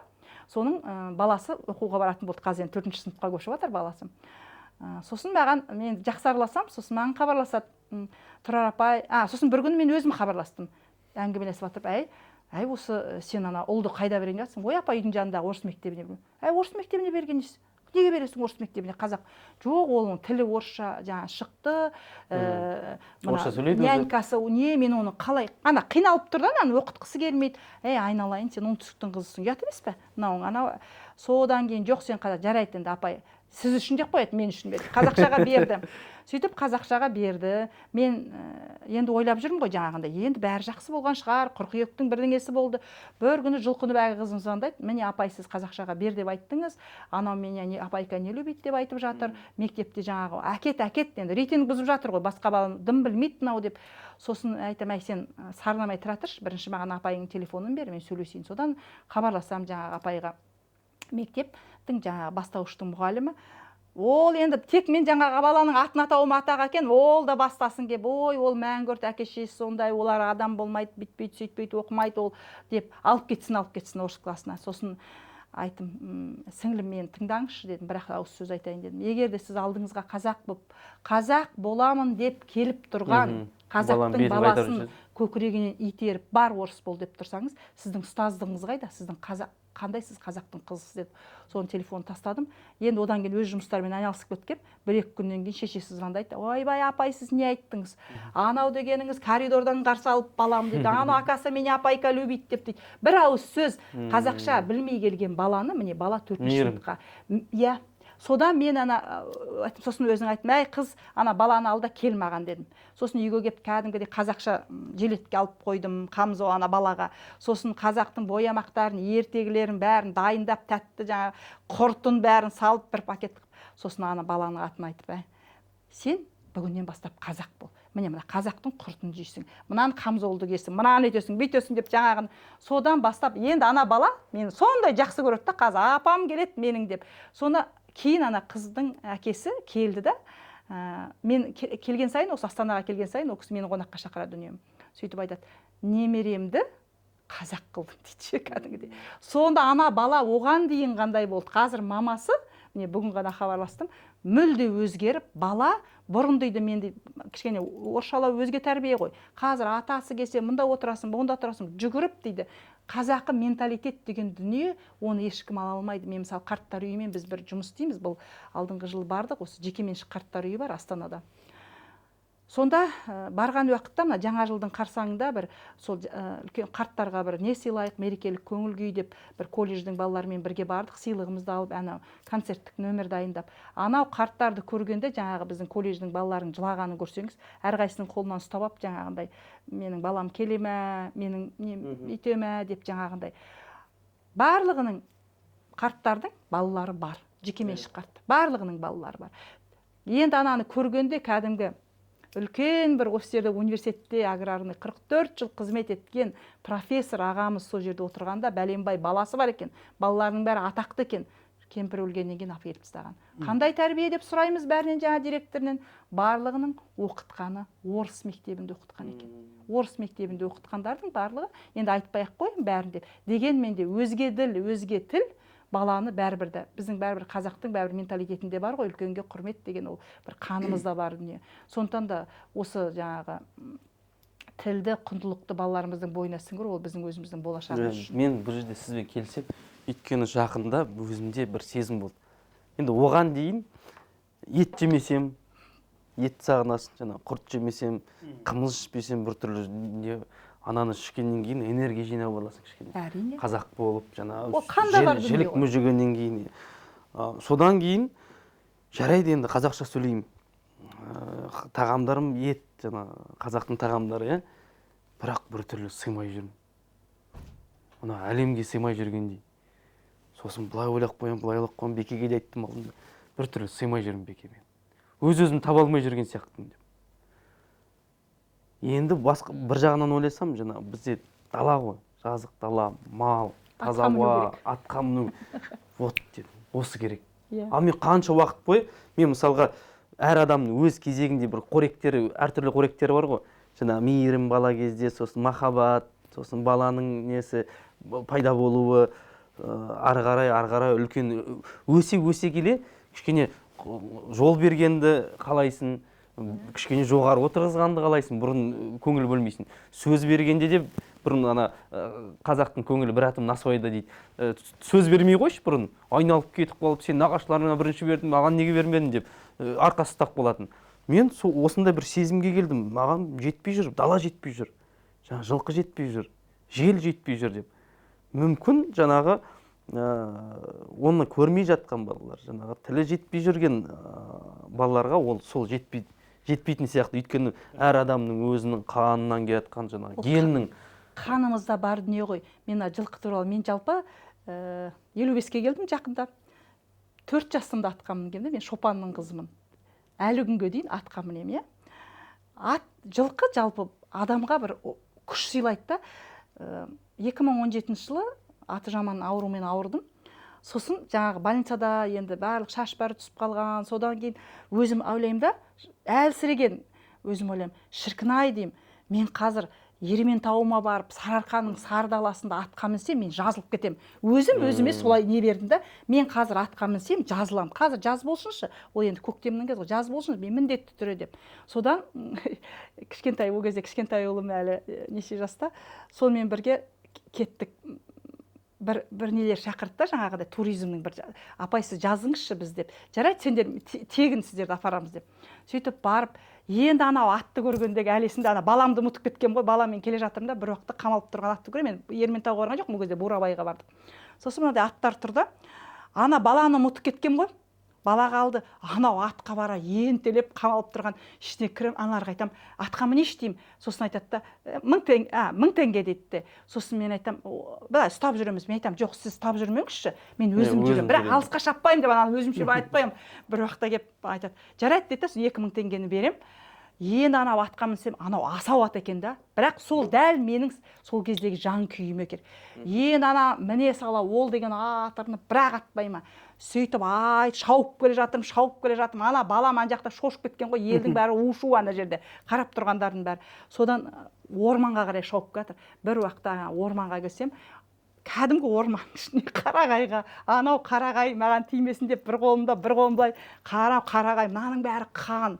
Қарағаймен былай етіп кеткен ғой, аттың басы қатты екен, әйтеуір әзер бұрып, енді кеп ана адамдарға қарай шапсын деп, анау адамдар ұстата алмаймыз деп. Сонда анау мен шапқандағы менде қорқыныш емес, менде кәдімгідей бір рух болды, мен осыдан кейін енді жазыламын деп. Иә, сол кезде мен түсінгенім, адамның біздің жан дүниеміз, біздің қанымыздағы мынау қазақылық ол кетпейді екен. Содан енді келсем, қолым қанған, қан саулап тұр, беттің бәрін жырып кеткен. Балам айтатын, мама, мен сіз ана жерде құлап қалады шығар деп. Сөйтсем ана жерде бір Франциядан келген бір кісі, намат дейді ғой маған. Сонда айтайын дегенім, жаңағы ол адам өзіңіз, бізде солай ғой, кейде жетпей қалғанда ауылға барған кезде, атқа мінген кезде, малды көрген кезде біз ана дала жетпейді да, ол қаланың адамына да. Кей кезде, мысалы, қалада өскен балаларымыз, мысалы, біздің тауға шығып жатады ғой, мен бүгін ғана менің ұлым қазір Эльбрус тауына шығып жатыр қазір. Соған кеткен айтам, айналайын-ау, сен қалада туып едім ғой, таудың қалай баласы болып жүрсің деп. Сонда көрдіңіз ба, адамның біздің қанымызда бар дүние, оны біз алып тастай алмаймыз, ол бізде генімізбен кететін дүние. Жаңа ғана орыс тілдері туралы айттым ғой, олар да бүйтіп жылайды да, кәдімгі мен сізге видеоны жіберем, кәдімгі тіпті біреу Ресейде Астраханда туған бір келіншек, сіз дейді бағана орысша айтып тұр, ұлттық құндылық туралы айтқан кезде дейді, мен кәдімгідей өзім жыладым дейді, өйткені мен өзімдік балаларыма соны бере алмағаным үшін, Ресейде туған қазақ. Міне, сондықтан да барлық дүниені, мысалы, қызмет істеп жатсыздар ма, партия болсын, басқа болсын, біз негізі әр нәрсені баламен жұмыс істесек те, кіммен жұмыс істесек те, жүрекпен. Айтылған сөзіміз де жүректен шығу керек, ісіміз де. Сонда ғана біз бүгінгі балаларды мейірімді қылып, жаңағы қайырымды қылып, мына өзіңнің болашағына бір алаңдайтын қылып тәрбиелей аламыз. Бізде сол бүгінде сол мейірім жетпей жатыр. Мына анау буллингтерді көріп жатамыз ғой, әрбір мектептерде көргенде төбе шашың тік тұрады. Құдай-ау, баяғыда бір үлкендердің бір айтатын мақалы бар еді, сені тасқа жаңағы желімдеп мұзға бұзауламадым ғой, неткен қатыгез болдың деп. Бүгінде осындай қатыгездікті көргенде, сол қатыгездікті біз өзіміз, мен негізі жастарды еш уақытта бір кінәламайтын адаммын. Жастардан бір қателік кетіп жатса, оның кінәсі үлкендерде. Біз бере алмадық кінәні. Бізден үлкендер бер. Мен міне үнемі былай шараларға бәрінде, өзімнің шараларыма үнемі әкелер одағы, жаңағы ақсақалдар, әжелер, аналар бәрі шақырам. Айналайындар, біздің елегеніміз бір терінің пұшпағы, ұрпақтың болашағы. Біз біргейік та, бірге жұмыс істейік. Бізде міне қоғамдағы бір өте бір кемшілік біздің бойымызда қазір, біз біріге алмаймыз. Біз бірігіп жұмыс істей алмаймыз. Мен ғана болуым керек деген бір алда тұрады да, менде ғана болу керек деп. Бірігу дегенді айтып жатсыз ғой. Мектептерде, балабақшаларда ұлттық тәрбие, ұлттық құндылықтар айтылмайды емес, айтылады. Мен де енді кейде мектепке барам, сол кезде бірақ үстіртін жаңағы өзіңіз айтып отырсыз, жүрекпен емес, әйтеуір бағдарламада бар. Өткізу керек, ұлттық құндылыққа байланысты бір тәрбие сағатын. Оны мұғалім басы айналып, бұйра болып жүріп, оны әйтеуір бір жерден сценарийін көшіріп алып, бірдеме қылып, әйтеуір өткізеді. 2-3 баланың фотоға түсіреді, міне біз осы бойынша істеп жатырмыз. Балалар соған жабы болып кеткен. Шаршаған балалар. Ол өтірік құндылықтан негізі балалар шаршап, сосын кейін де жаңағы мен нетіп отырмын да, жаңағы енді ойыма түсіп отыр, жаңағы Тұрар апай айтқанда, жаңағы, ол ескілік емес пе? Ол зачем нам деген, сол әбден біз жалықтырып алғанбыз. Өтірік дүниені айтып, қызықсыз көп, қызықсыз қылып жібергенбіз. Қазір шынайылықты сезеді балалар, шынайылықты сезеді. Сосын жаңағы міне, мысалы, дұрыс айтасың. Сол құндылықты міне, менің бір шәкіртім, айтпай-ақ қояйын, бір мектепте өзімде видеограф болып істейді. Сол бір мектепке видеограф болып кірді. Сонда жүрегі айнып қашты, о жақтан айтады да, 2-3 баланың басын жинап алады да, біз ұлттық құндылық бойынша мынаны істеп жатырмыз. Ана ұстап алады коридордан, мынаны істеп жатырмыз. Ол өтіріктің кімге керегі бар? Тіпті мына ұршық иіру дейді. Қазіргі бүгінде ол ол актуальный емес қой. Иә. Ешкім ұршық үйіріп отырмайды. Керісінше осындай былай терең үңіліп қазақтың баласына қажетті қандай құндылық бар деп әрі қарай Зерттеу керек қой. зерттеу жоқ. Мысалы, сол мұғалімдердің өзі, мен кейде айтамын, бізде бүгінде этнопедагогтар мен этнопсихологтар керек. Бізде бүгінде мына психологияның өзін біз батыстікін аламыз, көршінікін аламыз. Зерттегенді Біздің аламыз, қазақтың психологиясы, Дайындаламыз дайын ғой. психологиясы өзінде бар ғой. Біздің әрбір салт дәстүріміздің түбінде психология жатыр. Мына қараңыздаршы, мысалы, жоқтаудың өзін қараңыздар. Бүгінде енді жоқтау ешкім жасамайды, молдалар жаңа жоқтама, ойбай жылауға болмайды деп жатады. Ал шын мәнінде жоқтау деген дүние қазақтың мысалы психологиялық күйзеліске түскен адамды алып шығу деген сөз ол. Мысалы, жоқтағанда адам ішкі жан дүниесіндегі барлығын шығарып тастайды да тап-таза болады. Мысалы, сыңсу. Бүгінде сыңсуды қыздың өзі айтпайды ғой. Сыңсуды қазір жаңағы әртістер біреулер. Ал сыңсудың өзі керек жоқ дейді. Ал шын мәнінде сыңсу қазақтың қызы үйінен кетерде ол бәрібір айтады, ой, қазір мына жерге шығып жатыр ғой күйеуге. Ол немене ертең келеді, оған сыңсу не керек. Ол жерде мәселе ол мына жерге шығып жатыр, мына жерге. Ол қыз ғұмырды, қыз дәурен ғұмырымен қоштасып, ол келіншек болады. Ол басқа жерге кетіп жатыр. Сол сыңсу дегенде мына ішке жан дүниесін барлығын шығарып тастап, ана үйге келін дәрежесінде келеді, тап-таза. Міне, осындай салт дәстүрдің түбіне бүйтіп үңіліп, соның психологиялық, соның жаңағындай барлығына бүйтіп үңіліп, ғылыми тұрғыда бір ететін, мен үнемі айтып келатырмын, мысалы, министрмен жолыққанда айтқам. Біз мына өрлеу деген бізде нелер бар, солар арқылы этнопедагогтар, этнопсихологтар даярлап бар ғой, соларды жіберсек мектептерге. Сол біртұтас тәрбиені жүзеге асыратын мұғалім жоқ қой. Олардың бәрі жаңа, мен бар, жақсы мектептер бар. Мысалы, Қояндыда жайлы мектеп өткен жол ашылған, директорын жақсы танимын. Барды жүзеге асырады, шынайы жан дүниесімен. Ал кейбіреу жаңағындай өзің айтқан сосын баланы жалықтырып, қойшы, маған ол салт дәстүрдің керегі жоқ, ол маған немене керек дейді. Өйткені оның түп тамырын ол мұғалімнің өзі білмейді. Бір жағынан, сосын барып ол балаға бірдеңені тықпалайды әкеп, әйтеуір өткізу керек деп, ал ондай нәрсе болмау керек, оның барлығы жан дүниесінен шығу керек. Ұстаздың өзі енді бүгінде өзі өткенде де білім басқармасымен кездескенде де айтып жатыр да, сондай мәселені. Қазір енді ұстаздардың өздері кезінде мұғалімдіға кім оқыды, ең төменгі балмен түскендер, мысалы қазір кейде мұғалімдердің өзіне қарап қардың ашады, ыңды айта алмайтын мұғалімдер болады, мысалы, сөз сөйлей алмайтын мұғалімдер, директорлерді көріп жүрміз. Мысалы, кейбіреу жаңағындай өтірік емес, жан дүниесімен, ұрпақ тәрбиесіне мен үнемі қазір де айтамын, үнемі айтып келе жатырмын. Жалпы мына дамыған мемлекеттердің көбінде бақыт министрлігі, отбасы министрлігі деген бар екен. Біздің елімізде министрлік ашпай қояйық. Министрлік көп қой.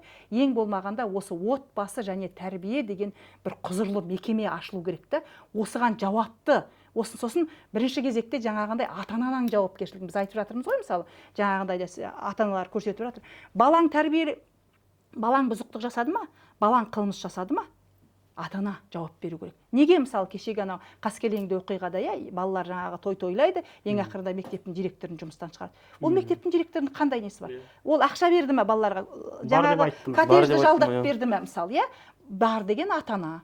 Ата-ана жауапты болу керек. Бірінші кезекте біз қазір әйтеуір айғай шу болмасын, ата-аналар шуламасын деп, алатта мектептің директорын жұмыстан шығара салады, мұғалім жұмыстан шығара салады. Ал шын мәнінде біз қанша мектептің мұғалімдеріне біз олардың бүкіл мына еңбек тәжірибесін, қазір мұғалім өзі баладан қорқады. Көңілін сындырып тастадық қой. Ертең біздің балаларымызды оқытатын адам қалмайды мына түрімізбен. Сондықтан да ата-ана жауапкершілігі негізі кәдімгідей құқықтық тұрғыда ата-ананың жауапкершілігі. Балаң бұзық болды ма? Сен жауап бересің. Осылай деп ойлаймын. Жауапкершілікті о бастан ата-анаға сенген көп тұр. Қазір бүйтіп тастаймыз ғой, мектепке ата-ана жауапты емес, бір нәрсе болса, бала оқымай қалса, мұғалім жауапты, сабақтан кешіксе мектеп жауапты, тәрбиесі бұзық болса, тәрбиеші жауап, жаңа тәрбиесі меңгеруші жауапты деп ата-ана біз өзіміз бөлектен шектеліп алдық та, бөлекпіз. Бала бөлек, ата-ана бөлек. Ана біртұтас тәрбие деп, әкелер, аналар деп ашып қойды. Ол тәрбиенің бәрі үйде болу керек қой. Тәрбие мысалы үйде болу керек. Мектеп тек біліммен айналысу керек. Былай қарасаңыз, тәрбие үйде, атасы да, әжесі де бәрі үйде болу керек. Енді бүгінде біз өзіміз жаңағындай барлығын ысырап қойдық та, мен ойлаймын, бұл кәдімгі мемлекеттік деңгейде шешілетін нәрсе. Өйткені, мысалы сіздер айтып жатсыздар, мысалы, балалардың жиналысына шын мәнінде бүгінде мемлекеттік мекемелер, қай мекеме болсын, балалардың жиналысына жібермейді. Мысалы, балалардың жиналысына бармайды. Бара алмайсыздар. Не себепті? Жұмыстан сіздер бара алмайсыздар. Сондықтан осындай мысалы міндетті түрде баланың жиналысына ата ана келу керек. Ол үшін мемлекеттік мекеме болсын, қай мекеме болсын жіберу керек. Иә, ол сондай болу керек. Өйткені ата ана баланың жиналысына келмейтін болса, баланың тәрбиесімен айналыспайтын болса, ол жаңағы басқа уақытта қандай уақытта айналысады. Болмаса, егер де тіпті ондай болмаған жағдайда, әрбір мекемеге мен ұсынып жүрмін ғой, балаң жаңағы ұл қызың жақсы болсын деген. Әр ата ана міне мекемеде отыр, міне отырмыз ғой, міне кешке дейін осы жерде. Осы жерге келіп өткізсін жиналысты. Мысалы, осы жерге келіп өткізсін.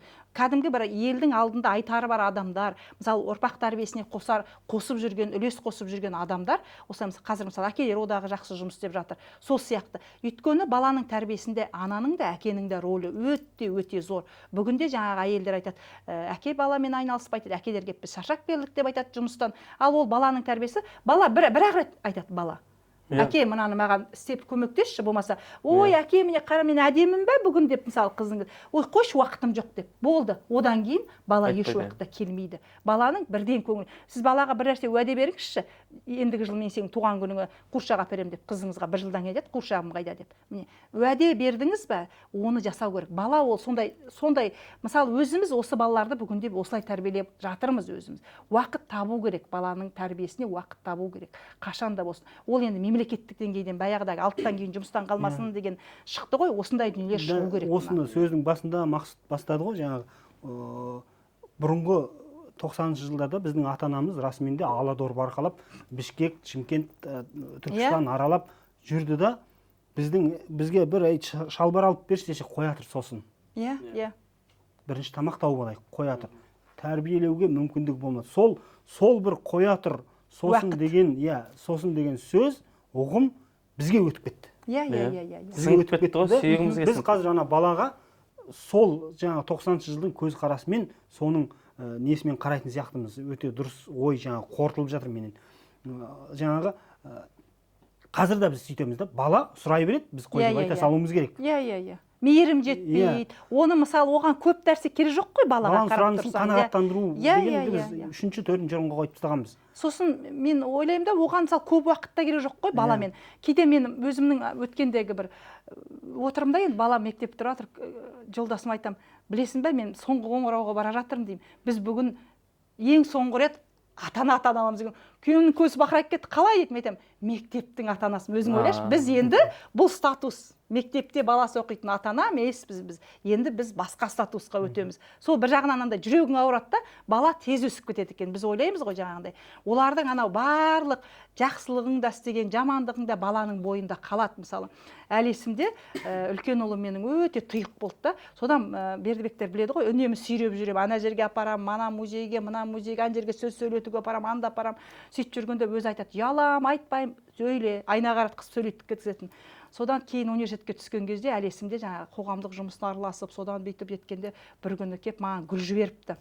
Алматыдан. Сосын, ой балам деп, сосын мен жібердім, мама алдыңыз ба? Алды. Мама, мен сізге рахмет айтқым келеді. Мен сізге ризамын маған берген тәрбиеңіз үшін.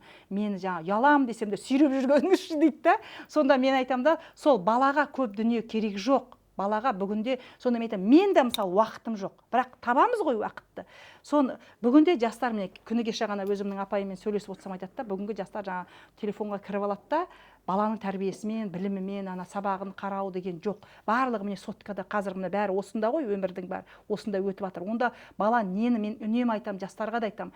Сіздер мына ақпараттың заманы, ол ақпарат қазір жақсы ақпаратта жаман. Адам, біз айтамыз ғой, тамақты қандай тамақ жесек, біз солымыз деп, мысалы, жылқының етін жесек жылқымыз, тауықтың етін жесек тауықпыз деп. Сол сияқты біз қандай ақпаратты біз өзіміз жұтып жатырмыз, біз солымыз. Үнемі айтам, адам қандай ақпаратты өзі іздейді, мысалы деймін, мына көкмаса деймін, әдемі бір гүл, керемет бір гүл алаңқайының ішінде жүрсе, сол гүлдің үстіне қонбайды ол бар. Анау жерден бір нәрсеге қонады. Болмаса жаңағындай көбелек бір сасып жатқан дүниенің ортасына барады да, бір әдемі бір иісті тауып соған қонады. Адам да сол. Біз бүгінде сол жастарымызға тиктокқа кіргізіп, аузына келгенді айтып отырған апаларымыз. Біз бүгінде мен бір жолы 58-ші мектепке шақырды. Сосын айтады директор, апай, сіз әжелер несімен клубымен жұмыс істейсіз дейді. Ойбай, мен енді әжелер деген мен үлкен ғой, мен оларға не айтам, қой, ұят болар, мен жоқ, мен жай тыңдаушы болайын, біреу жоқ апай деп. Енді ана жерге әжелер деп келсем, барлығы жаңа джинсы киген, ашық-шашық, жалбыраған әжелер. Шын мәнінде сенің айтып тұрған дүниеңнің бір бөлігін де білмейтін әжелер. Сонда біз негізі қазір бәрін ауыстырып алғанбыз біз негізі. Өйткені бізде балалар неге біз қазір үлкендер келеді да қоғамдық көлікке айғайлай бастайды. Оңбаған иттің бана баласы орын бермейсің. Ал сен өзің сол әжеге лайық болып тұрсың ба? Мысалы, орамал орап тұр. Мысалы, мен баргенде маған береді орынды. Не себепті? Өйткені сен үлкеннің жасында тұрсың. Өзің ана жерде жас құсап тұрсаң, өзіңе лайықты болмасаң, жасыңа лайықты болмасаң, өзіңнің сөйлеп тұрған сөзіңе лайықты болмасаң, сені кім құрметтейді? Бүгінде міне сол ата болмай қалған, бата беретін ата жоқ дейміз. Жаңағында әжесі немересін бақпайым дейтін әжелер көбейген қазір, керісінше біз осы міне мен кейде айтамын да, мына біздің қазіргі мына буын, біз келесі буынға біз беріп кетуіміз керек. Сол үшін жанталасып жүрміз ғой. Өйткені бізде екі орта жаңағы өздерің айтқан 90-шы жылдардың алаға барқалаған келіншектерінен туған балалар бүгінде қазір олар ана бола алмай жүр. Өйткені олар ешкім қазір ата-ана болуға үйретпейді ғой. Ешкім қазір саған ата-ана бол деп. Біз енді өз ата-анамыздан үлгі алып солай үйрендік. Сонымен қатар мен айтқым келеді, біз мысалы ер азамат, әрине ер азаматтардың жауапкершілігі болу керек. Бірақ былай қарап отырсақ барлығымыз, әр адам, әр әйел, ана, қыз бала отбасының болудың моделін өзінің үйінен әкеледі екен.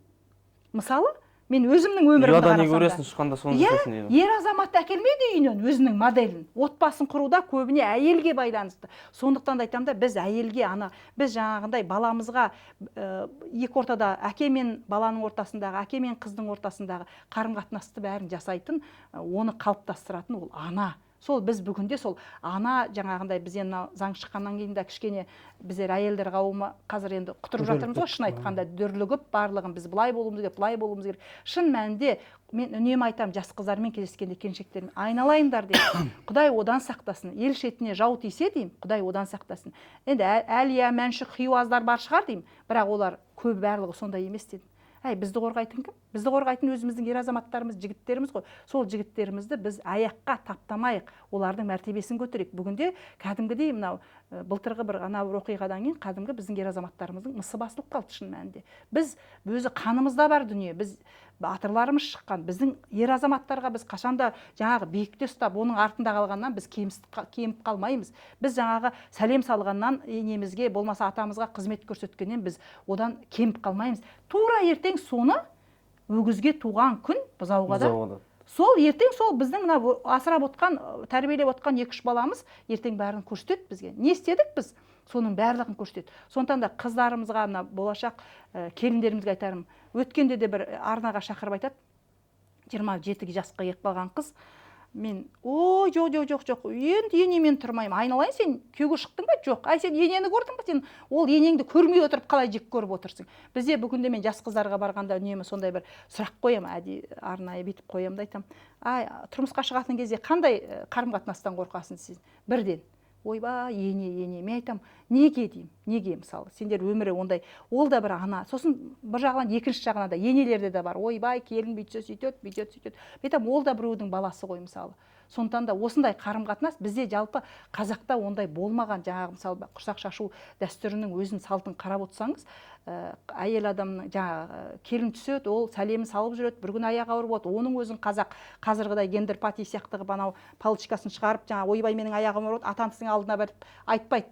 Бұны тұспалдап жеткізген. Соның өзінде міне жаңа абысыны біздің менің кіші абысыным баталы болыпты деп сүйінші сұрап енесінен. Ол енесі оны жаңа жерік асына жаңа құрсақ шашуын жасап, жерік асын туысқан жаңа әйелдер әкеліп, әйелдер қауымы. Сол кезде ол құрмет, ол жаңағы өзінің болашақ ұрпағын өрбітуші келіншекке, келініне деген құрмет, оған қадірлеу, оны жаңағындай сыйлау, сол арқылы екеуінің арасында қарым-қатынас. Сөйтіп саған құрмет көрсетіп тұрған енеңді сен жек көрмейсің ғой. Сонда осындай дәстүрлеріміздің бәрін ұмыт қылып, бүгінде біз гендер патиді тойлатып, шеттен келген қаңсықты таңсық қылып, біз міне қыздарымыздың бойына сіңіріп жатырмыз. Мен үнемі жастармен, ата-аналармен, жас ата-аналармен кездескенде сұрақ қоямын. Енді балабақшаға баратын ата-аналардың шамамен бәрі 30 пен 40-тың арасы ғой. Сондай кезде айтамын, қандай салт дәстүрін білесің қазақтың? Ешқандай салт дәстүрін білмейді. Енді айтамын, гендер пати білесіздер ме? Цветной вечеринка, Хэллоуин, ойбой, бәрін айтып тұр. Міне көрдіңіз, сосын айтам. Енді сендер менің жасыма келгенде, сендердің балаларың, сендердің жастарына келген кезде, сендердің балаларың қазақтың дәстүрі қандай десе, гендер пати, цветной вечеринка деп айтады. сол кезде ойлана бастайды. Шын мәнінде біз сол дәстүріміздің бәрін жоғалтып, оның тәрбиелік мәні бар. Ол кәдімгі, жаңа Бердібек айтқанда, ол ескінің көзі емес. Оны жаңғыртсақ, керісінше ол бізге. Бірақ өкініштісі бізде жастарымыз кімге барып бой түзейді? Енді тырнақшаның ішіне жұлдыздарға қарап қой, мына телевизордан, инстаграмнан кімнің подписчигі көп, солардың өмірін көреді. Ай, біз ертең күйеуге шыққанда осылай жылтырап жүреді екенбіз ғой, бізде бәрі өміріміз керемет болады екен ғой деп. Ол мына медальдің екінші жағы бар, өмірдің екінші жағы бар, айнаның екінші жағы бар екенін ойламайды. Мысалы, шын мәнінде олар ойлайды, барғаннан кейін, ой, маған күйеуім күнде жаңағы ана жұлдыз ғана подписчицаға, ана инстаграмщицаға гүл беріп атқандай, ол маған сөйту керек, маған булгариді әперу керек деген сияқты. Солай қалыптасады да, сөйтіп тұрмысқа шығады, күткен нәрсесі болмайды, сосын алады да ажырасады. Сонымен біз ажырасудың ең алдында тұрмыз бүгінде. Осы бір жақында ғана бір туысқанымыздың балалары ажыраса, ана күйеуі енді іскер, жұмыс істеп жүрген жігіт, келіншек айтады, ты мне надоел, мен сенен кетем деп айтады. 2 баласы бар. Ана көріп алған жаңағы инстаграм неше түрлі коуч-моучтардың. Мен өзім үшін өмір сүруім керек, мен бүйтуім керек, бір баланы сен ал, бір баланы мен ал деген сияқты. Көрдіңіздер ме? Міне, осы мемлекеттік тұрғыда жалпы осындай жаңағындай мынандай нәрселерді тыйым салу керек, бірінші жаңағындай коучтар. Екіншіден, жалпы біз билік тұрғысынан, мемлекеттік тұрғысынан мына кімді біз еңбек адамы дедік та, шын мәнінде еңбек адамын көрсеттік. Бүкіл ана билбордтарда кімді көрсетеміз? Телевиденияларға бәріне. Қай жерде біз еңбектің нағыз, өткен жыл айттым, музей апа деген 55 жыл музей істеген адамды мен мысалы қаншама әкімдіктерге мен айтып жүрмін, айналайын, мына кісі 22 жасында музейге келіп 75 жасқа шейін нағыз еңбек адам. Міне осы кісі үлгі болу керек деп, осындай адамдарды біз еңбек етіп жүрген адамдарды көрсетпей, біз жаңағы жұлдыздарды жарқырата бергенше, тырнақшаның ішіне жұлдыз деп айтқым келмейді. Мысалы, ана жақсы адамдар деген хабарға шақырды осы биыл наурызда. Барғанда мен ұлттық құндылықты дәріптеуші ретінде. Енді анау шаңырақ күні тағы бірдеңе бүгін әр күн бойын шақырған. Сөйтіп шаңырақ күні дегенде бір жұлдыз шақырған, жаңа отбасымен. Айтам, айналайындар, осы Астанада 50 жыл тұрған, 60 жыл тұрған, отбасын өрбітіп өсірген ата-әжелер жоқ па? Бар ғой. Міне, біз өзіміз ненің насихат, бір жағынан біз былаймыз, көрдіңіз бе? Біз айтамыз, былай болсын дейміз. Бір жағынан көрсетіп жатқанымыз басқа. Жастар оны, біз тек талап етшін. Орамалыңыз сіздің сөзіңізді бөлгізбей жатыр негізі. Сол жерін айтып кетейін, бір қызықты ой ішімде тұрды. Мен шешем айтады, менің құрдастарым менен 1-2 жас үлкен болса да, маған апай деп сөйлейді. Өйткені шешем орамал тағады ғой. Жаңағы дұрыс айтып жатсыз негізі. Мына альтернатива, жаңағы балама жоқ. Біз өзіміз талап етіп жатырмыз, орыс тілділерден талап етіп жатырмыз да, қазақша сөйле. Екінші жағын беріп жатқан жоқпыз. Біз өзіміз көре қалсамыз, өзіміз орысша сөйлейміз. Олар қайдан нетеді? Өйткені орта тәрбие дейді ғой. Жаңа біз балаларымыздан өзіміздің қазақи дәстүр, сен мені сыйла, үлкен сыйла, оны талап етіп өзіміз бере алмай жатырмыз оған. Өте дұрыс. Өзімізден гінә болып тұр ғой. Мысалы, бір оқиға айтайыншы. Ол кезде мен ана 67-ші мектептің жанында тұрдым. Мына жағымыз 67-ші мектептің жағында 80-ші мектеп, үйіміздің ортасында. Сосын үйдің астында 2-ші қабатта тұрамыз. Балконға шығып тұрсам, біздің астымызда дүкен бар. Бір 4-5 бала шығып, жаңа ортасында бір қызы бар ма, 2 қыз бар ма, бір-бірімен жаңағындай бірдеңе деп әңгімелесіп тұр да, сосын шырт-шырт түкіріп тұр. Ұлы да, қызы да жерге. Мен енді жек көретін дүнием осы жерге түкірген. Сосын ақырындап сыртқа шықтым. Сосын сыртқа шығып айтам, ай балалар, кімсіңдер дедім. Сосын айттым, айтып жатыр осы мектеп, сосын айтам, қазақша сөйлеп тұр, айтам, ұлттарың кім деймін. Қазақпыз дейді. Сосын әрғай сөйлеп жатыр. Тағы айтам, ұлттарың кім деймін. Қазақпыз дейді. 3-ші рет сұрадым. Ұлттан, апай, қазақпыз мына мектепте оқимыз деп. Ай, қазақ емессіңдер деп. Қалай деп, өздері шошып кетті, қалай деп. Сосын айтам, қазақ еш уақытта жерге түкірмейді деймін. Өздері шок. Өздері шок. Сосын айтам, сендер білесіңдер ме, қазақ қана жерді деймін, жер ана деп айтады деймін. Анасындай құрметтейді. Ал анасындай құрметтеген жерге еш уақытта бетіне түкірмейді, аналарының бетіне түкірер ме едіңдер? Осы жерде сендерге, осы біздің батыр бабаларымыз қорғап, осы сендерге қалдырған беттері қып-қызыл болып кетті, әгі балаларын ұялған. Апай, кешіріңіз, біз енді еш уақытта олай істемейміз деп. Сонда мен айтам, мына менің жүректен шыққан дүнием олардың жүрегіне жетті. Осылай тәрбиелеу керек. Балаларға жаңағыдай сен оңбаған, сен бүйтпе демемес. Кәдімгідей сондай мысалдар арқылы. Сізді боқтап кететін еді ана балалар. Басқаша айтсаң боқтап кетеді. Сен кімсің бізге ақыл айтатын деп. Сондықтан сондай ақыл айтудың да өзінің жөні болу керек. Қазіргі балалар ақылды қабылдамайды олар. Оларға ақыл айтудың да жөні болу керек. Өткенде бір қоғамдық көлікке кірсем, жаңағы үлкен адамдар тұр, балалар тұрмайды. Сосын ай даусымды шығарып алып, сосын бір бала берді орынды, маған берді орынды. Сосын мен барып келсем, сосын айтамын, даусымды қаттырақ шығарып, ой айналайын балам, жаңағы ата-анаңа рахмет, сен қандай тәрбиелі баласың. Бәрі балалар осындай, аналарға тиіскен жоқпын, бірақ мына жақтан сөзбен. Ана балалар кәдімгідей бір ұялып біртүрлі болып қалды да, бар, біз тек соны оята білуіміз керек та, балалардың бойындағы нәрсені өзіміз оята білуіміз керек. Иә, дұрыс айтасың. Енді біз басқаша болу керек болып тұр ғой енді сонда. Қорытындылай келсек, біздің енді мына подкасттың негізгі мақсаты жаңағы жас әкелер, жас аналар өздеріне сұрақ қойғанда қалай жетуге болады, қалай тәрбиелеміз дегенде осыдан бір шамалы болсан ақпарат жетсе деген мақсат. Ол сіз жаңа айтып кеткен жеріңіз жүрекпен жасау керек, балаларға мейірім керек. Сосын өзінің сөзімен ісі бірдей болу. 3 сат істесеңіз өзгеріс болуы мүмкін, иә? Сосын жаңағы енді біздің тараптың партия ретінде жаңағы жақсы ұсыныс жиналысқа жіберту. Оны жіберту болса жиналысқа міндеттей де аламыз. Балаларды, мемлекет тараптан. Балаң мектепте ме, сен жұмыстан босатып жатыр, міндеттісің. Мысалы, қан тапсырғанда саған бір күн демалыс береді ғой. Мысалы, бір шаруаларың болып қалғанда, барып қан тапсыра қоясың, демалыс. Бір күндік, иә? Ол үкімет жасады ғой, заңға енгізді ғой, енгізді. Неге мұнан жасамасқа? Әрине, бұл ұрпақтың тәрбиесі. Жарты күн босатуға, мысалы, мемлекет тарапынан одан жер жарылып кетпес, иә? Жарты күн рұқсат берсе, мысалы. Жаңағы менің айтқан ұсыныстарым, демалыс, қысқы, жазғы, күзгі, көктемгі демалыстарда музейге, бағдарламаға енгізіп, баланы театрға, музейге, кітапханаларға барғызып, одан кейін мазмұнын жазу. Қайда бардың, не көрдің? Соны неге енгізуге болады ғой, жүйеге, оқу министрлігі. Сосын тағы да бір дүние айтып өтсем, мен енді осы жақында аналар кеңесіне осы бір жобаны ұсынайын деп отырмын. Бізде негізі ана алақаны деген бір жоба бар ғой, жаңа айтып отырмын ғой, барлығы анадан басталады, ананың жүрегінен, ананың алақанынан басталады деп.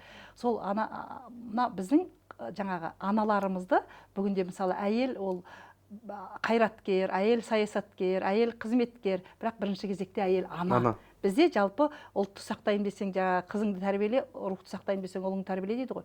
Сондықтан осы ұлттың, ұрпақтың болашағы анаға көп байланысты болғандықтан, сондықтан сіздердің әйелдер қанаты бар ма, жоқ па білмеймін. Әйелдер қанаты бізде бар. Біз бірінші болып ашқанбыз. 2012 біз онда сіздерді шақыру керек. Социалистік интернационал деген халықаралық ұйымның мүшесіміз, олардың талабы әйелдер қанаты. Солардың талабы бойынша әйелдер қанатын ашқанбыз. Онда біз сіздерді шақырайық сол шарамызға. Сол жаңағындай осы ана, мен бұларға айтайын деп отырмын, енді әрбір партияның жанында осы мекемелерінде болсын әйелдердің жаңағы ана алақан деген мысалы орталықтар ашып, орталық дегенде жаңағы қолдау орталықтар сияқты ғой, әйелдермен жұмыс істеу, қыздармен, оның ішінде жаңағыдай рухани тәрбие беру. Қазір аналарды тәрбиелеу керек болып тұр. Ол жаңағы психологиялық тұрғыдан болсын, басқа жақтан тұрғыдан болсын, осы ұлттық құндылық жағынан жаңағы осы дәстүрдің өзін көрсету үшін. Жаңағы ертегіні қалай оқытасың? Бүгін ғана мен бір неге барсам, апай бізге келіңізші, ертегіні айтамын. Сосын қыз келіншектермен кездесулер ұйымдастыруға болады. Сіздердің партияларыңыз болсын. Сондай тәрбиелік мәні бар дүниелерді көп насихаттауымыз керек. Сосын осы шаралармен бірге әрбір мекемелеріңізде сондай дүниелер болу керек деп ойлаймын да. Мысалы партияның жанында, мысалы сіздердің әйелдер қанатыңыз не айналысады? Анда-санда бір шара емес, кәдімгідей мына әйелдердің дамуына, рухани дамуына. Енді олар қазір былай дамып тұр ғой, басқа жағынан барлығы, еңбек жағынан да осы рухани құндылықты сіңіріп, өйткені балаға тәрбие беретін мынау 62 тамырын емізетін ана ғой, сол ананың сүті арқылы енеді ғой тәрбиенің бәрі. Сондықтан да осындай мен ұсыныс жасағалы отырмын, қазір сол аналар несіне сіздерді шақырайын. Сол жерде осындай именно осы ана қыз тәрбиесімен айналысатын. Бізде бүгінде осы кішкене ақсап жатыр ғой. Мен мынандай ұрсын сен мына жерде. Ана тәрбиесі деген енді узкий не болып кетеді, жалпы мемлекеттік тұрғыдан қарағанда. Сол үшін жалпы ұрпақ тәрбиесі ма? Ата-ана. Иә, жалпы ұрпақ тәрбиесі емес, ата-ана тәрбиесі. Жоқ, ұрпақ тәрбиесі менің көріп тұрғанымша. Сондай бір ұлттық бағдарлама әзірлеп, ол бағдарламаның барлық жөн жобасын осы Тұрар апамыз сияқты білікті, бір шаблон болу керек, иә? Шаблонды, бас аяғы бар сондай бір үлкен концепциясы болса, сол ұлттық жобаның негізінде тағы бір сынап көру керек шығар. Бұрынғы әдет ғұрып, салт дәстүрдің жазбаша түрі. иә? жазбаша түрі. Қара шаңырақты жалпы біз осы концепциясын бәрін жасадық қой. Жағы бүкіл министрліктерде бәріне барғанбыз. Осыны бір қазақтың сондай бір идеологиясы болсын, ұлттық құндылыққа негізделген балаларды, мысалы, өзің білесің ғой, саржайлауды аштық. Барлығын біз әлгі жазда ашып сондай лагерьмен жұмыс істедік. Негізінде ол орталықтар болу керек. Ұлттық құндылық дәріптейтін. Бізде мысалы ассамблеяны үлкен қылып ашып қой, сол сияқты мына ұлттың кірген кезде қазақтың есі шығып тұратын, құндылықтың есі шығып тұратын. Және де ол орталықтарда жаңағындай қыз балаларды үйрететін, ұл балаларды үйрететін, ұлттың құндылығын көрсететін, шешендік өнері бар, ертегісі бар, домбырасы бар, барлығы. Сонымен айналысатын. Міне қазір мына не айында, осы маусым айының ортасында мен 2-ші жыл мына дін басқармасы, Астана қаласы әкімдігінің дін басқармасының дін зерттеу орталығымен жұмыс істеймін да. Жылда ол кісілер қыздарға арналған, ұлдарға арналған лагерлер. Бірақ ол лагерлер енді аз-ақ күндік, 3-4 күндік, бір 4-5 күндік қана лагерь. Соларға мен мысалы ұлттық құндылық бойынша дәріс оқимын. Ол жерде жаңағы шеберлік сабақ, тағамнан әртүрлі. Мысалы сондай дүниелер тек қана жаздың уақытында емес, жалпы жыл бойы болу керек. Жыл бойы. Сондай мысалы орталықтар ашып қойса, мысалы біз оқушылар сарайын ашамыз ғой. Сол оқушылар сарайы үлкен ұлттық құндылық орталығы болса, мысалы бір күні сен 4-ші мектеппен, бір күні 5-ші мектеппен жұмыс істеп жат.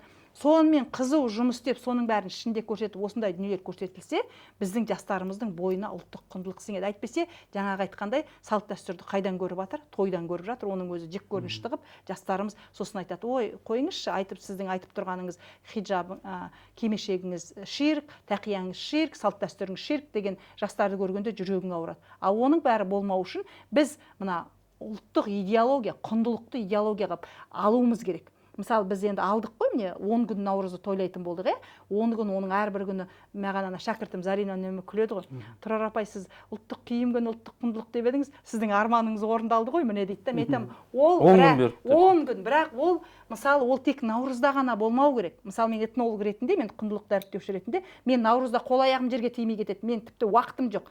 Ал бұл жыл бойы болу керек. Жыл бойы ұлттың құндылығы, жаңағы сосын барып әрбір шара мектепте қалай өтіп жатыр, мысалы, соның бәріне ата-ана, сіздер бастысы ата-ана, сол әкелердің несін ашып қойды, ол жерде әке бармаса, ата-ана қолдау ортаға, ата-ана бармаса, кім істейді? Сосын мысалы аяғы ауыр болып қалған қызға айтады: "Ай, білмеймін" дейді. Үйінде отырған қызының аяғы ауыр болып қалғанын білмеген ана. Мысалы, қараңызшы. Сонда айтады: "Қалайсыз?" десе, "Білмеймін" дейді. Сонда көрдіңіз бе, сонда байланыс жоқ деген сөз ғой. Ата-ана мен баланың байланысы жоқ. Енді былай қарап, сен қызым немен айналысып жүрсің деген. Сонда осындай жобалардың бәріне біз де қолдауға дайынбыз сіздерді. Рахмет, Тұрар Саттарқызы. Мына біздің эфирге берілген уақыттың соңы аяғына жетті. Сіздерге келгендеріңіз үшін, ойларыңызбен бөлісіп, бұл тақырыпты талқылағаныңыз үшін рахмет. Әрине бұл жақсы ұсыныстар, бұл ұсыныстарға біз де өзіміздің септігімізді тигізейік. Біз өз тарапымыздан да жаңа министрлікке көп түкірсе көл дейді ғой. Әрине. Біз де айтып бөлейік. Біз де бір өзіміздің үлесімізді қосайық.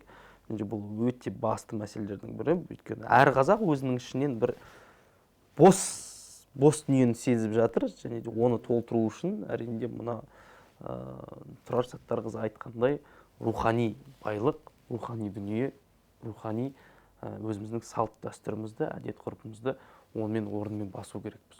Ол болмағанша әрине ұлтымыз дамымайды, көркеймейді, өз дегеніне жетуіне қиын деген ойдамын. Негізі сондай қорытынды айтылды, жаһандануға жұтылып кетеміз ұлт ретінде. Тек алға басып бара жатырмыз, біреудің көшінен қалмайық деп, бірақ өзі көшімізден қалып қойып. Келгендеріңізге рахмет, сіздерге сәттілік тілеймін. Келесіде ары қарай осы тақырыпты жіліктеп, әр тақырыпты бөлек алып жіліктеп талқылайды деген ойдамыз. Рахмет, сау болыңыздар.